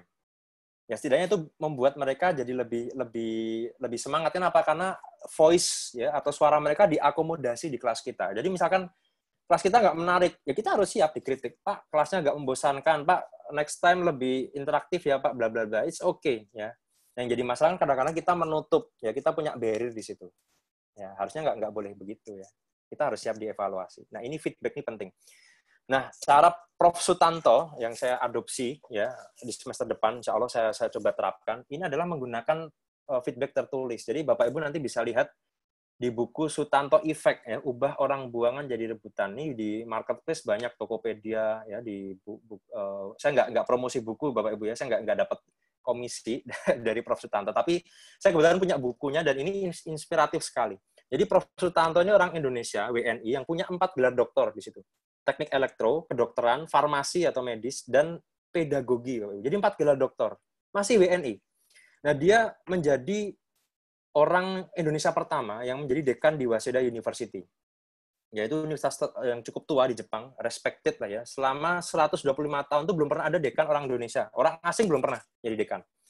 Nah, beliau berhasil mengangkat, sebelum beliau di Waseda, itu beliau bertugas di universitas yang namanya Twin Yokohama University, TUY. Ya, itu universitas swasta. Di Jepang banyak sekali universitas swasta. Nah, di Twin Yokohama University, beliau itu menghadapi situasi yang sangat-sangat parah. Jadi, hanya 20% dari mahasiswa yang beliau ajar, itu yang bersemangat untuk kuliah. Ya. Sisanya apa? Tidur di kelas, Bapak Ibu. Bisa dibayangkan. Dan itu sangat-sangat lazim di Jepang. Jadi jangan mengira bahwa problem di Jepang itu lebih ringan dari problem kita. Enggak juga gitu ya. Nah, Prof. Sutanto itu menghadapi kelas yang seperti itu. Jadi mahasiswa 80% di kelasnya tidur, ada yang bolos kuliah. Terus dan seterusnya. Nah, ternyata apa? Ternyata yang dibutuhkan mahasiswa itu adalah sebenarnya sentuhan personal, ya. Personal touch. Tapi caranya bagaimana, kan begitu. Nah, Prof. Sutanto mencoba beberapa teknik, tapi ini satu yang saya cuplik di sini karena relevan dengan yang kita lakukan. Setiap selesai kuliah itu beliau meminta mahasiswa itu untuk menulis kesan dan pesan. 3 baris saja, 3 kalimat. nggak usah banyak-banyak. Nah, dari situ beliau membaca kesan dan pesan itu setiap selesai kuliah. Kemudian ditandain mana mahasiswa yang progresnya bagus dan mana yang tersendat. Nah, yang tersendat ini, khusus yang tersendat ini, mereka akhirnya apa? Pada saat kuliah berikutnya itu Prof. Sutanto memberikan resep-resep atau jawaban-jawaban atas permasalahan itu langsung di kelas. Jadi semua orang tahu tapi nggak nyebut nama. Ya, ada teman kalian yang punya masalah begini, cerita ke saya akan ceritakan solusinya. Nah, seperti itu terus. Itu beliau lakukan selama 14 kali pertemuan. Kalau kita kuliah kan satu semester 14 kali pertemuan. Ternyata apa, Bapak Ibu? Dari situ mahasiswa itu lama-lama termotivasi. Kenapa? Karena mereka diperhatikan. Jadi disentuh tombol on-nya, sehingga apa? Motivasinya tumbuh. Nah, ini yang kemudian beliau sampaikan di bukunya. Ini slide terakhir ya, Bapak Ibu ya. Tenang, jangan khawatir. Mungkin ada yang udah nggak petah nih ya. Kata beliau begini, pendidikan adalah proses untuk menggali kemampuan diri setiap orang, termasuk pada orang-orang yang sudah kehilangan semangat belajar sekalipun. Nah, ini yang saya kira kata-kata yang sangat menarik ya, dan Bapak Ibu nanti bisa coba terapkan seperti itu ya. Jadi kuliah daring bukan berarti kemudian kita harus menyerah ya dengan kondisi seperti yang kita alami, tapi kita bisa bereksplorasi ya, melakukan beberapa eksperimen sosial yang mana kemudian dari situ kita mungkin nanti Bapak Ibu akan jadi expert di pedagogi online dengan pengalaman yang Bapak Ibu lakukan ya. Saya kira itu saja Bu Emi, sharing dari saya. Silakan nanti kalau ada yang mau didiskusikan silakan lah. Jadi saya open kalau ada pertanyaan, mudah-mudahan saya bisa jawab. Terima kasih. Ya, terima kasih Bapak atas materinya. Saya sendiri pribadi mencatat semua materi dan beberapa hal yang sangat menarik, yang sangat bermanfaat, dan mungkin hal-hal baru yang baru kita ketahui dari workshop ini.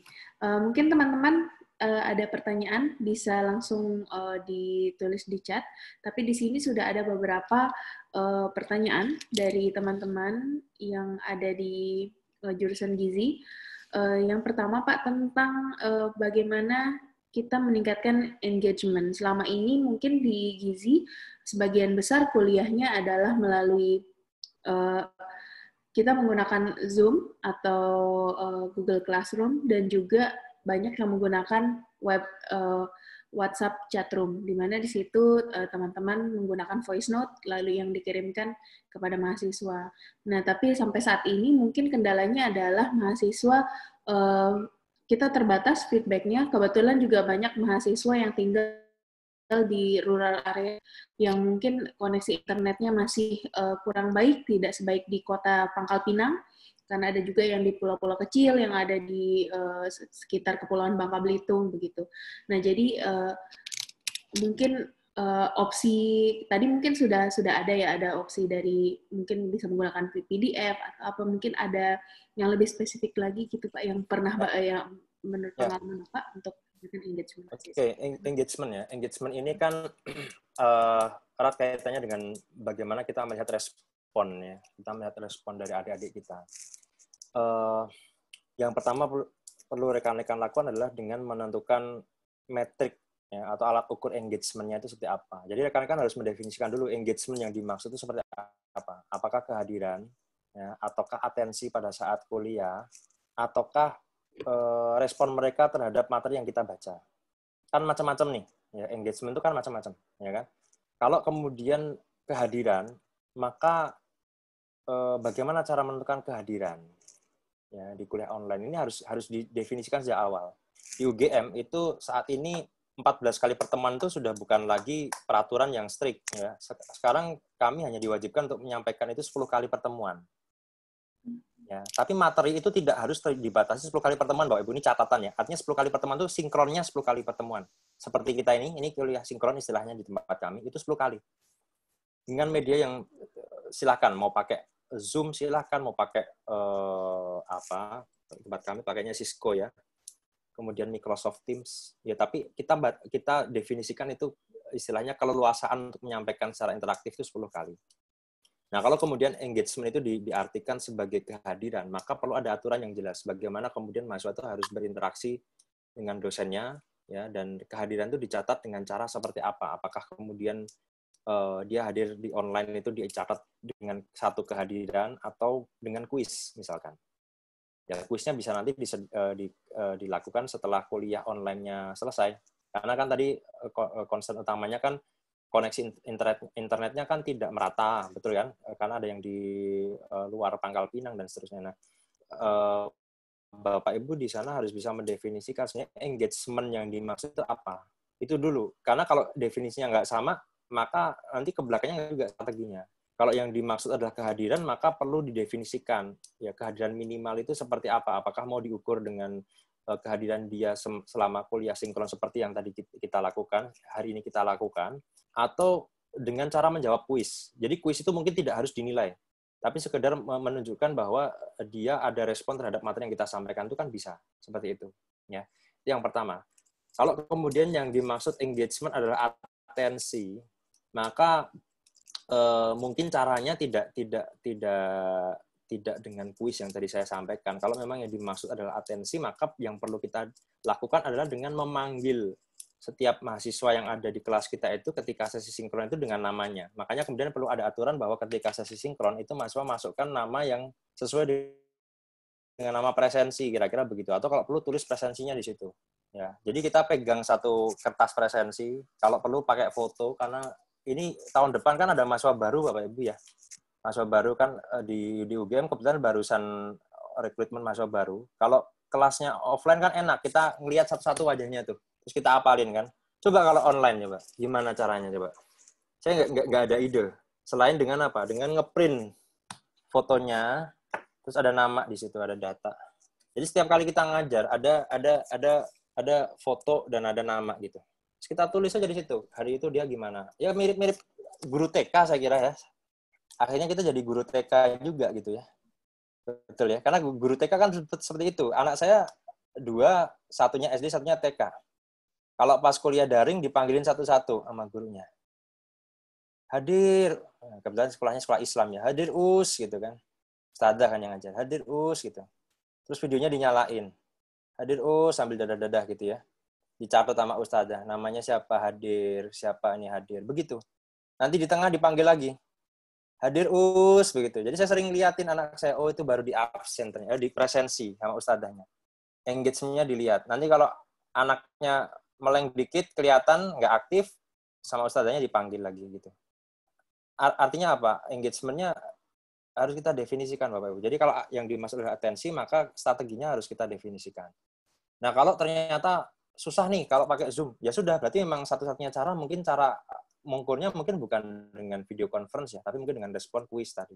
Sehingga strateginya menjadi sangat-sangat mungkin customize ya, tidak sesuai dengan yang di UGM, nggak masalah saya kira.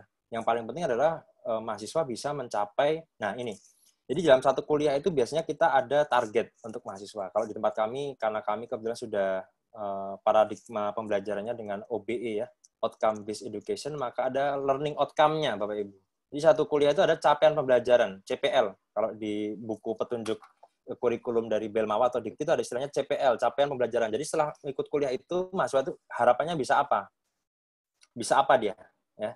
Nah, CPL itulah yang kemudian nanti kita sasar. Artinya apa? Mungkin jumlah pertemuan atau interaksi itu jadi nggak relevan lagi karena kendala internet, kendala infrastruktur. Tapi kalau CPL-nya tercapai, kan nggak masalah. Ya kan?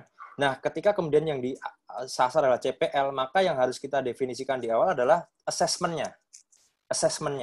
Atau cara ujiannya seperti apa dan soal ujiannya seperti apa. Sehingga mindset-nya adalah dibalik. Kalau zaman dulu kita ngasih kuliah dulu, baru kita nyusun ujian di akhir. Kalau sekarang enggak. Ujiannya di awal kita susun dulu, baru nanti materi kuliah kita sesuaikan dengan soal ujiannya, Bapak Ibu. Bisa dipahami ya, Bapak Ibu ya. Kenapa? Karena yang kita sasar adalah LO-nya. Saya mohon izin share ya, Bapak Ibu ya, RPKPS, transformasi digital ya. Ya, saya coba share RPK. Saya mohon izin share sebentar. Yang saya maksud CPL itu apa sih? Mungkin Bapak Ibu masih ada yang belum ngeh ya. Saya coba sih ada nanti di email. Ini sebenarnya online juga sih, Bapak Ibu bisa unduh juga, ada di internet ini ya, di websitenya PIKA begitu. Karena memang ini disediakan sebagai reference untuk kampus-kampus lain begitu.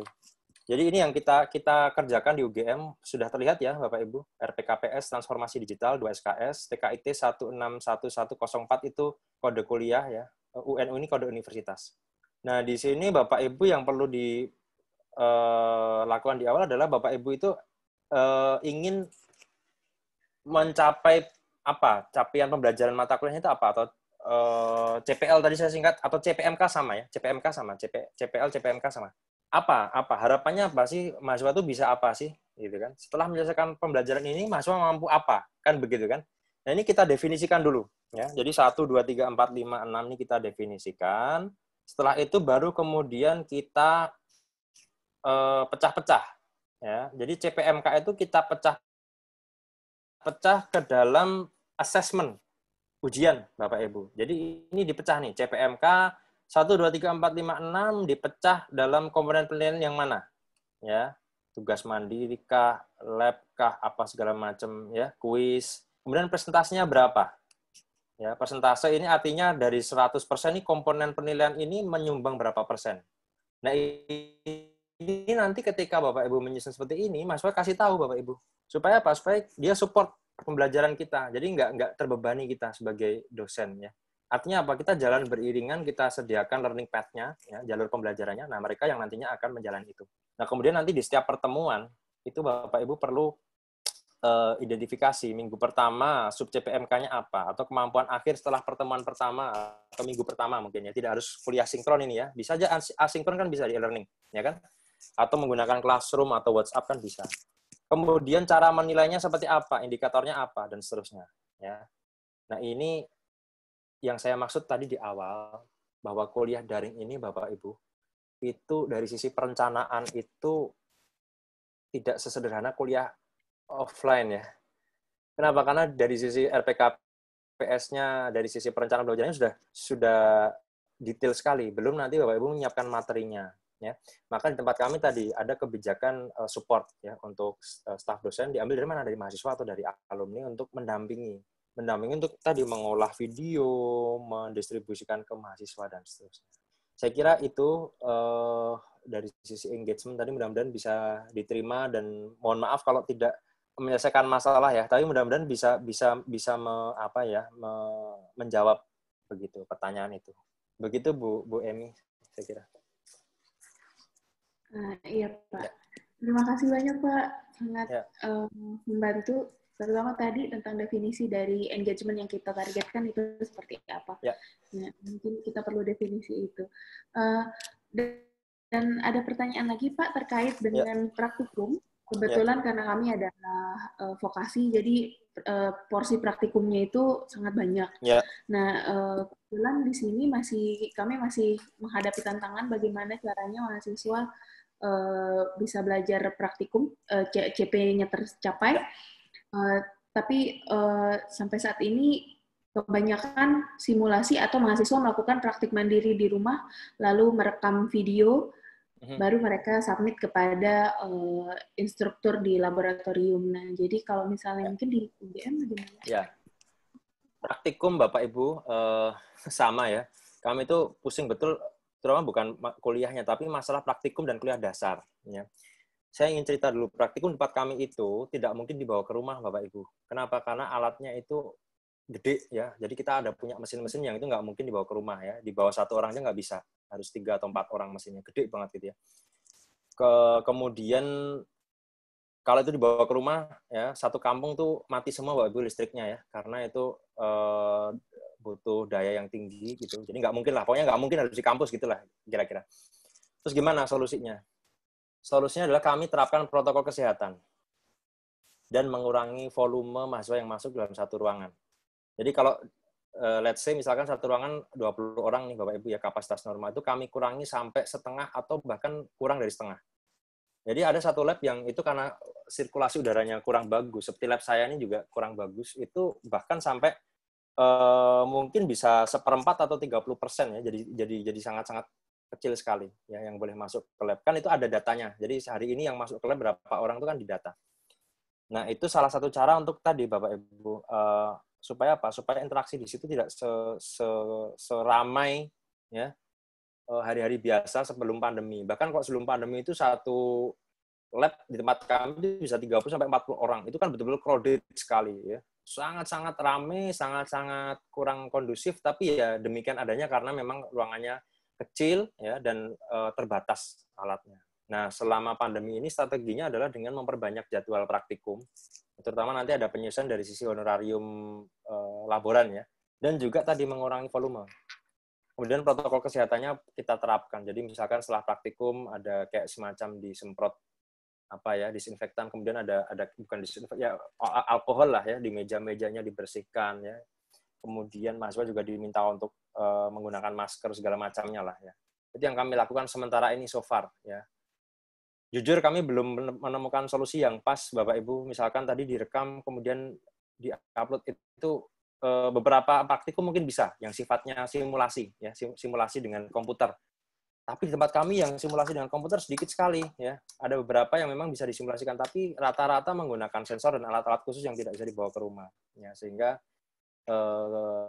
yang bisa kami lakukan tadi hanya dengan membatasi dan memperbanyak frekuensi praktikumnya. Jadi kalau seminggu sekali misalkan tadinya, itu kami bisa sampai 3 kali, 4 kali. Kenapa? Karena volumenya kita kurangi. Ya, otomatis ya pasti ada penyesuaian dengan honorarium laboran, jam kerjanya juga nanti ada penyesuaian seperti itu, Bapak Ibu. Jadi mohon maaf, kami belum menemukan solusi yang pas juga. Ya, tapi kalau yang kami lakukan adalah tetap dengan meminta mereka untuk ini ya. Atau mungkin ya Bapak Ibu ini sekedar ide. Mungkin praktikum bisa digeser di semester berikutnya kalau itu memungkinkan dan kalau tidak berhubungan secara ketat dengan materi yang disampaikan di kelas. Karena kan ada beberapa praktikum yang berdiri sendiri, begitu. Artinya tidak harus mendampingi teori yang disampaikan di kelas. Nah, itu mungkin bisa digeser. Ya, tapi catatannya kita nggak tahu nih, semester depan masih COVID atau enggak kan gitu. Artinya Bapak Ibu perlu melihat kalau saya melihatnya possibility di beberapa kampus itu seperti apa sih, experience-nya. Jadi semakin banyak studi kasusnya semakin bagus saya kira. Kalau Bapak Ibu punya tim di Poltekkes yang melakukan survei misalkan atau melihat ke kampus-kampus lain, saya kira idenya akan semakin banyak.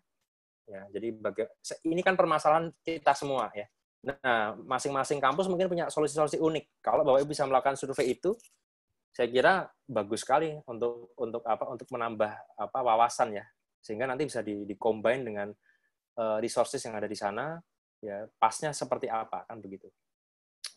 Itu ya Bu Emi saya kira untuk praktikum ya. Iya Bapak, terima kasih. Ya. Mungkin ini tantangan yang PR-nya sama-sama untuk kita semua. Ya. Teman-teman yang lain mungkin ada pertanyaan. Ya, silakan kalau ada yang mau bertanya mungkin terkait dengan yang saya sampaikan. Untuk materi hari ini nanti saya mohon di reminder melalui email atau WhatsApp. Saya kemarin sudah mengirimkan WhatsApp juga melalui email, mohon nanti saya di reminder. Nanti akan saya kirimkan linknya ya, jadi saya akan upload handout-nya, materi yang tadi saya sampaikan. Kemudian ada juga sebenarnya video, saya nyiapkan 3 video yang tadi saya putar itu Bapak Ibu nanti bisa unduh videonya. Kemudian nanti Bapak Ibu bisa ikuti step by step untuk menyiapkan itu kalau memang diperlukan ya. Seperti itu Bu Emi saya kira. Iya Pak. Ya. Terima kasih banyak. Ya.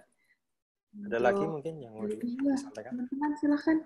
Yang mungkin yang baru tadi ada yang telat bergabung.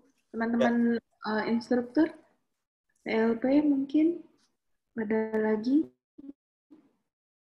Bisa teks ya, kalau malu bersuara seperti mahasiswa saya, silakan lewat teks nggak masalah. Tapi tetap aja ada namanya di sini ya. Kalau di kami menggunakan Google Forms atau survei Monkey kan ada juga di internet itu untuk menerima respon mereka. Jadi ketika sesi tanya jawab kita buka pakai teks gitu.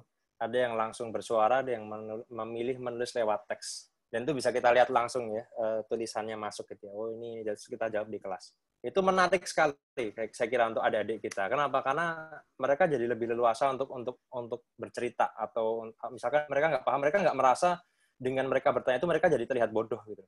Itu esensi yang kemudian saya dapatkan selama kuliah daring, dan itu itu nggak kita temukan kalau kuliah offline. Kenapa? Karena mereka cenderung malu kan untuk bertanya. Tapi kalau kuliah daring mereka sangat tahu privasinya secure di situ kan, aman. Mereka nggak kelihatan namanya dan seterusnya. Ya. Silakan Bapak Ibu kalau ada yang mau disampaikan lagi. Oh ya, silakan. Baik. Assalamualaikum warahmatullahi wabarakatuh. Waalaikumsalam. Selamat siang Pak Sunu. Terima kasih atas materi yang bagus ya Pak untuk memberi motivasi ke kita. Ini Pak, ada yang mau saya tanyakan Pak. Jadi saya pernah coba membuat video ya, tapi dari PPT PowerPoint itu, terus saya videokan ada suara. Nah itu, tapi kapasitasnya menjadi agak lumayan besar Pak. Nah itu saya berapa kali saya unduh juga faktor internet juga mempengaruhi kan Pak ya. Nah saya pikir bahwa kalau ke mahasiswa juga mereka ngunduh kalau misal di pelosok-pelosok juga itu selalu gagal Pak. Betul. Nah gimana Pak ya solusinya Pak ya? Untuk mengkonvert atau jadi kapasitasnya agak lebih kecil gitu Pak. Terima kasih Pak. Sebentar, saya kemarin itu menemukan satu website. Ini saya baru coba cariin ya. Satu website yang dia bisa mengkonvert ini Mas file MP4 dengan ukuran yang lebih kecil gitu. Ada websitenya, ada toolsnya, bahkan ada softwarenya, dan itu free. Betul. Cuma saya sebentar ya, saya kelupaan nama softwarenya ini. Saya baru cari di WA kemarin itu di share di WA dosennya. Karena kondisinya sama di tempat kami ketika kami mengenerate voice over dari ini, saya baru cari di WA ya Mas ya, sambil saya cari. Itu sama. Jadi Bapak Ibu itu merasa kok ini ya, kok susah ya distribusinya, kenapa filenya gede gitu ya. Mengurangi ukuran ya, ukuran file ya. Jadi ada salah satu tools yang kemudian bisa kita manfaatkan untuk ini, untuk mengurangi ukuran file itu begitu. Sebentar, saya belum ketemu ya, Mas. Atau sambil saya cari. Dan itu ada free Pak ya? Free. Ada yang free. Sebentar, nanti kalau ada saya share Mas ya. Ini baru saya cari. Baik Pak. Reduce ukuran file ya, sebentar. Kemarin sudah saya share. Mungkin ada yang lain dulu, mungkin sambil saya mencari ini linknya. Ya, teman-teman, mungkin ada lagi. Oh ini, nama softwarenya Pak, saya tuliskan ya, Handbrake. Sebentar. Ini saya copy. Saya pastekan di mana ini? Di chat saja mungkin ya? Chat aja Pak. Ya, untuk mengurangi ukuran. Handbrake itu Pak ya? Handbrake itu. Coba nanti dieksplorasi Pak. Saya sendiri belum pernah nyoba, tapi ada beberapa teman yang testimoni katanya bagus nih untuk mengurangi ukuran file tanpa harus mengurangi kualitas kontennya ya, jadi kualitas videonya dan seterusnya. Oke. Ya.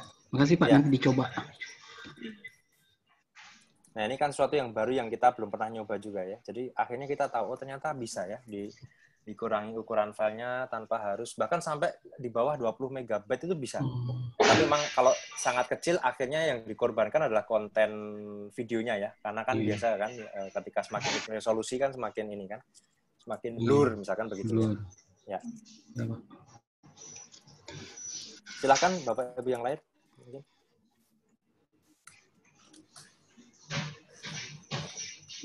Ini Pak ada pertanyaan tadi tentang durasi yang ideal, yang mungkin kalau menurut Bapak sendiri kelas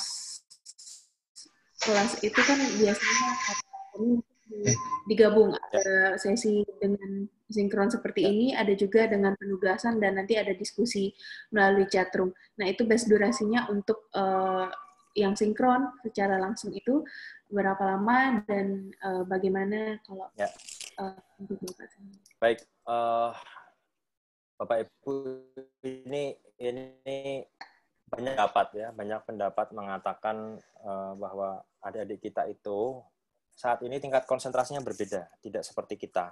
Ya, jadi mereka bisa menyimak 20 menit tanpa jeda itu saya kira sudah cukup bagus. Ya. Nah, di tempat kami ada dosen yang memang eksperimental ya. Dia dari jam 7 sampai jam 8, artinya 60 menit itu full online daring. Ada yang memecah menjadi sesi ya. Jadi online 20 menit atau 30 menit, nanti break 5 menit, ya, kemudian nanti masuk lagi jam sekian, dan seterusnya, dengan presensi ulang, seperti yang tadi dilakukan oleh guru SD anak saya, gitu. Nah, ternyata apa? Ternyata setelah banyak berdiskusi antar dosen, ternyata ditemukan pola yang menarik, ya. Jadi adik-adik yang online dengan metode sesi itu, ternyata lebih seger, gitu.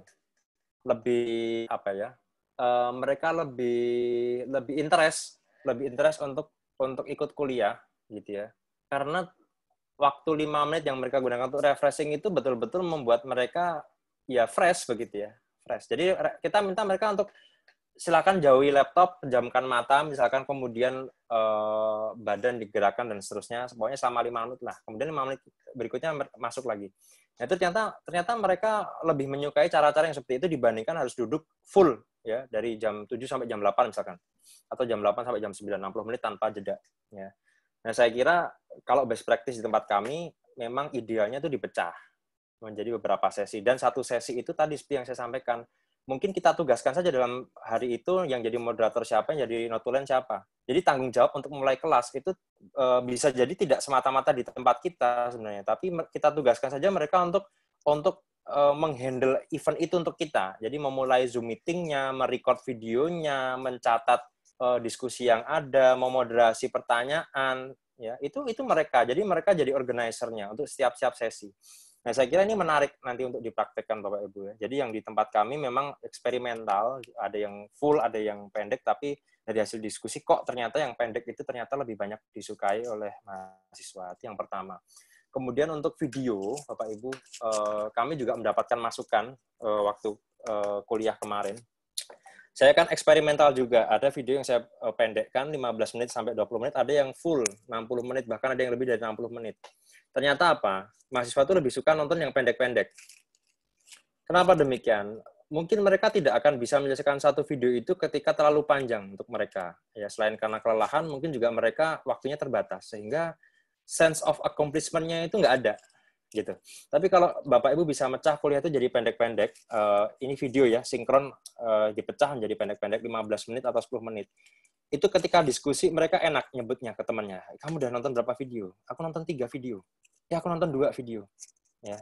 Artinya ada sense of accomplishment di sana. Coba kalau Bapak Ibu letakkan dalam satu video full, ya, dari awal sampai akhir 60 menit atau mungkin 90 menit. Saya yakin mahasiswa kita nggak akan bisa menyelesaikan itu dengan tuntas, ya. Nggak semua mahasiswa bisa betah nonton video 90 menit, nggak semua. Itulah kenapa anak-anak zaman sekarang saya sebut sebagai fokusnya itu nggak seperti kita zaman dulu. Attention span-nya itu sangat pendek. Inilah yang kemudian membuat anak-anak kita itu kalau baca paper, baca textbook itu nggak tahan lama. Kenapa? Mereka terbiasa dengan konten digital, Bapak Ibu. Ini teridentifikasi ke anak saya sendiri, usia SD. Itu kalau baca buku nggak betah, 10 menit, 15 menit, nggak mau dia. Udah lepas, 10 menit, 15. Kenapa? Attention span-nya pendek. Dan itu adik-adik mahasiswa saya juga seperti itu. Sehingga memang susah ya, era digital. Maka kita yang harus menyesuaikan, ya. Video kita buat pendek, sesi kita buat pendek, sehingga apa? Sense of accomplishment itu ada di sana. Jadi mereka merasa, aku udah belajar nih, I learned something today. Meskipun even only 1 or 2 videos, it's okay, gitu ya. Nah, itu untuk mereka akan lebih mudah mereka komunikasikan itu ke teman mereka. Ya, jadi Bapak Ibu nanti kalau bikin audio atau video, saya kira bagus ketika dipecah jadi sesi 1, sesi 2, sesi 3. Itulah tugasnya asisten tempat saya, Bapak Ibu. Jadi asisten mahasiswa tempat kami itu, yang mendampingi dosen itu, tugasnya adalah dia melakukan slicing tanpa mengubah substansi. Artinya apa? Dia harus melihat semua itu materi kita. Dan harus ngerti isi materinya apa. Sehingga ketika di slicing itu nggak apa ya, kalau istilah kita adalah gantung ya. Gantung, tahu kan Bapak Ibu, jadi belum selesai dijelasin udah di slice duluan gitu, udah berhenti duluan, kan nggak enak gitu. Nah makanya di slice pada posisi di mana tidak menyebabkan tadi kebingungan ketika slicing. Itu salah satu tugas asisten kuliah di tempat kami yang mendampingi dosen. Seperti itu Bu Emi untuk penjelasan. Iya Pak, terima kasih. Ini ada satu pertanyaan lagi dari tim jurusan. Ya, suaranya putus-putus, Bu. Halo? Monef PBM yang dilakukan oleh departemen untuk dosen. Ya. Bagaimana proses? Gimana Bu pertanyaannya, Bu? Ini tadi nggak terdengar. Monef PBM. Monef, kegiatan PBM. Belajar mengajar. Ya, dari departemen ke dosen. Dosen. Nah, itu dosen. Ya seperti apa? Oke. Baik. Ya. Baik. Di tempat kami, Bapak Ibu, yang dilakukan oleh fakultas, kalau ini levelnya fakultas ya, adalah mencatat kehadiran dosen di kuliah sinkron. Ya, jadi kehadiran itu dicatat kuliah sinkronnya, begitu. Kemudian di tempat kami, dosen yang menggunakan e-learning itu diminta untuk memberikan link, ya, link e-learning dan aksesnya. Akses itu nanti akan direkap oleh Tendik ya, Tendik karyawan staff begitu. Misalkan syarat minimalnya apa nih?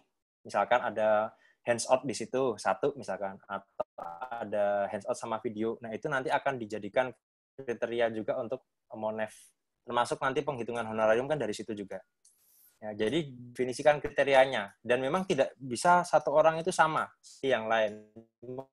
Mungkin ada yang ya udah kriteria minimalis, nggak apa-apa gitu ya. Artinya dia masuk ke kategoris ya, strategi 1, nggak masalah gitu ya. Yang penting di e-learning itu ada. Nah, itu di tempat kami seperti itu. Jadi di presensi itu untuk kehadiran sinkron, dihitung per kehadiran, plus nanti untuk konten itu nanti ada dokumentasi minimal dari kuliah itu yang kemudian diminta untuk dicatatkan di sana. Entah itu mengupload modul dan video, atau mengupload video rekaman yang tadi sudah kita sampaikan juga, dan seterusnya. Itu nanti di sana ada penilaiannya. Ada standarnya untuk honorarium dan untuk mengukur performanya, kehadirannya berapa persen dan seterusnya dari sana.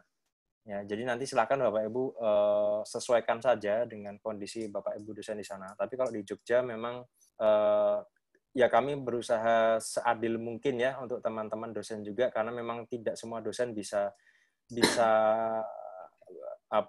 mungkin dengan kemampuan yang maksimal seperti itu daringnya, dan kami nggak ada masalah sebenarnya di kampus. Jadi mereka mengapresiasi dengan cara apapun, dan kalau memang mereka mendapatkan penghonorariuman yang berbeda pun itu sudah dijelaskan di awal, bahwa kalau yang memang komplit ya dengan kriteria tertentu mungkin nanti akan ada honorarium tambahan dari sisi kontennya mungkin, tapi kalau memang minimalis ya akan seperti itu. Tapi tentunya ada standar minimal yang perlu kita terapkan untuk pembelajaran itu, ya. Sehingga dosen itu punya target minimal yang harus dicapai itu apa. Ya, jadi minimum standarnya itu seperti apa. Ya, untuk semua dosen, saya kira. Nah, nanti kalau sudah memenuhi minimum standar, baru nanti additional cost-nya itu kan akan dihitung. Tapi perlu ada standar minimalnya dulu nih. Ibu nanti terapkan di sana. Ya, jadi standar minimalnya apa? Hadir sekian persen. Ya, e-learning-nya ada link-nya, kemudian di situ ada rekamannya misalkan, atau ada hands-out-nya. Nah, nanti definisikan standar minimalnya. Setelah itu baru nanti kalau ada additional cost-nya, nanti disepakati saja seperti apa. Seperti itu saya kira ya, Bu Emi. Ya. Bapak, terima kasih. Teman-teman, ini ada satu pertanyaan lagi dari Ibu Mayang. Biasanya untuk yang dilakukan di UGM, berapa persen perkuliahan sinkron atau video conference dari total pertemuan 14 kuliah 14 ya. tatap muka yang biasanya kita lakukan offline? Di tempat kami ditargetkan 10, Bu. 10 untuk besok itu yang kuliah sinkronnya. Sementara kalau asinkronnya kita tidak dibatasi. Artinya kalau kita mau menyampaikan materi dalam bentuk video itu silahkan. Ya maksimal 14 kali pertemuan ya. Di luar itu dianggap amal dan sedekah kan begitu ya. Tidak ada honorariumnya. Tapi memang target untuk materi sinkron atau materi pertemuan seperti kita hari ini itu 10 kali pertemuan seperti itu. Kemudian untuk pembelajaran asinkron itu diserahkan ke dosen. Tapi setidaknya sama lah dengan sinkronnya, 10 kali pertemuan.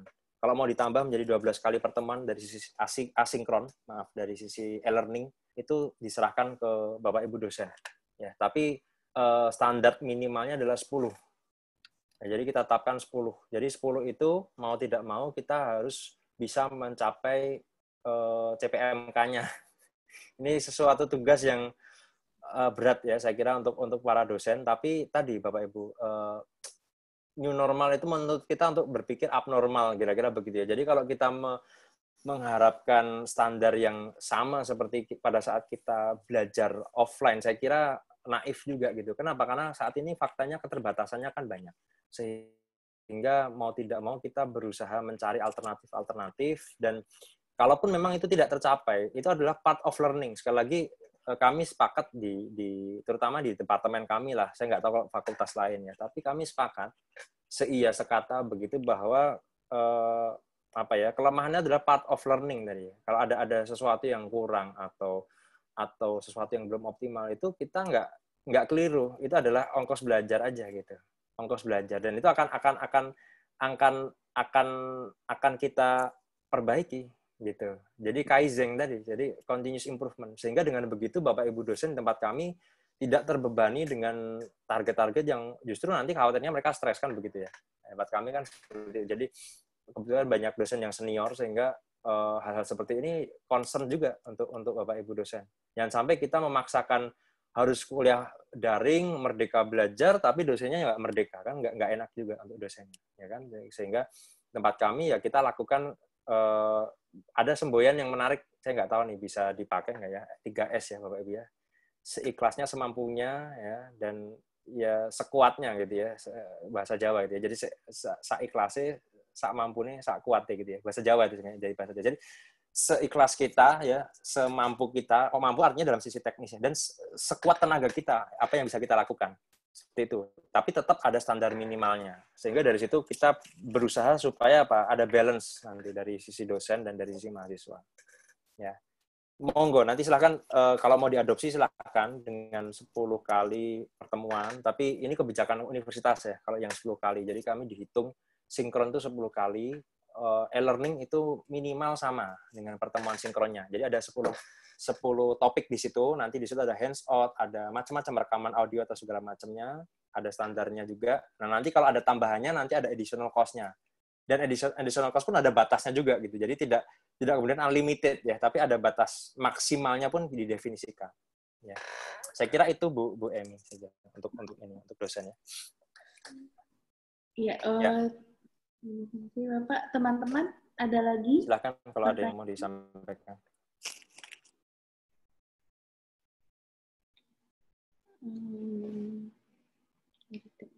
Sudah. Ibu Ori mungkin ada pertanyaan, atau Ibu Ratna? Cukup, Emi sudah terwakilkan pertanyaan. Terima kasih banyak. Mungkin waktunya masih ada sebenarnya sekitar 10 menit lagi. Kami dari mewakili teman-teman dosen dan instruktur yang ada di jurusan Gizi Poltekkes Kemenkes Pangkal Pinang merasa sangat informasinya sangat-sangat bermanfaat buat kami, karena jujur ini adalah masa transisi dan tantangannya sangat berat, karena kita juga harus menyesuaikan. Mungkin kalau dari dosen sudah siap, tapi mahasiswa mungkin kita juga perlu memperhatikan bagaimana kapasitas mereka, lalu ketersediaan juga dari resource-nya, dan kalau berdasarkan pengalaman yang Bapak bagi juga itu hal yang terjadi juga di UGM, bagaimana justru karena kita memang sebagai memberikan servis, ya kita harus memperhatikan masing-masing orang yang kita layani sebagai seorang fasilitator. Terima kasih Bapak. Semoga apa yang tadi sudah disampaikan bisa bermanfaat untuk kita semua, bisa diterapkan, dan pelan-pelan sesuai yang dibilang tadi, semuanya adalah learning process untuk kita memperbaiki dan supaya lebih baik lagi nantinya ke depannya. Semoga juga kondisi pandemi ini membaik dan teman-teman dosen dan Bapak Sunu semuanya stay safe, stay healthy juga. Terima kasih banyak.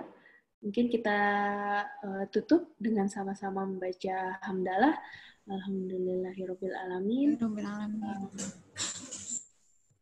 Jika ada kekurangan atau keterbatasan dari tim panitia dari Prodi Gizi, kami mohon maaf. Terima kasih banyak atas kehadiran Bapak dan semua teman-teman. Semoga nantinya ada lagi kesempatan kita untuk bisa berdiskusi seperti ini, mungkin di topik yang lebih advance lagi, atau mungkin kita refreshing lagi tentang materi seperti ini untuk meningkatkan kualitas servis pengajaran yang kita berikan kepada mahasiswa kita. Amin ya robbal alamin. Terima kasih. Sekian dari kami. Wassalamualaikum warahmatullahi wabarakatuh. Waalaikumsalam warahmatullahi wabarakatuh. Bu Emi, foto dulu ya. Oh ya, foto dulu. Dokumentasinya. On-kan videonya. Saya akan ya.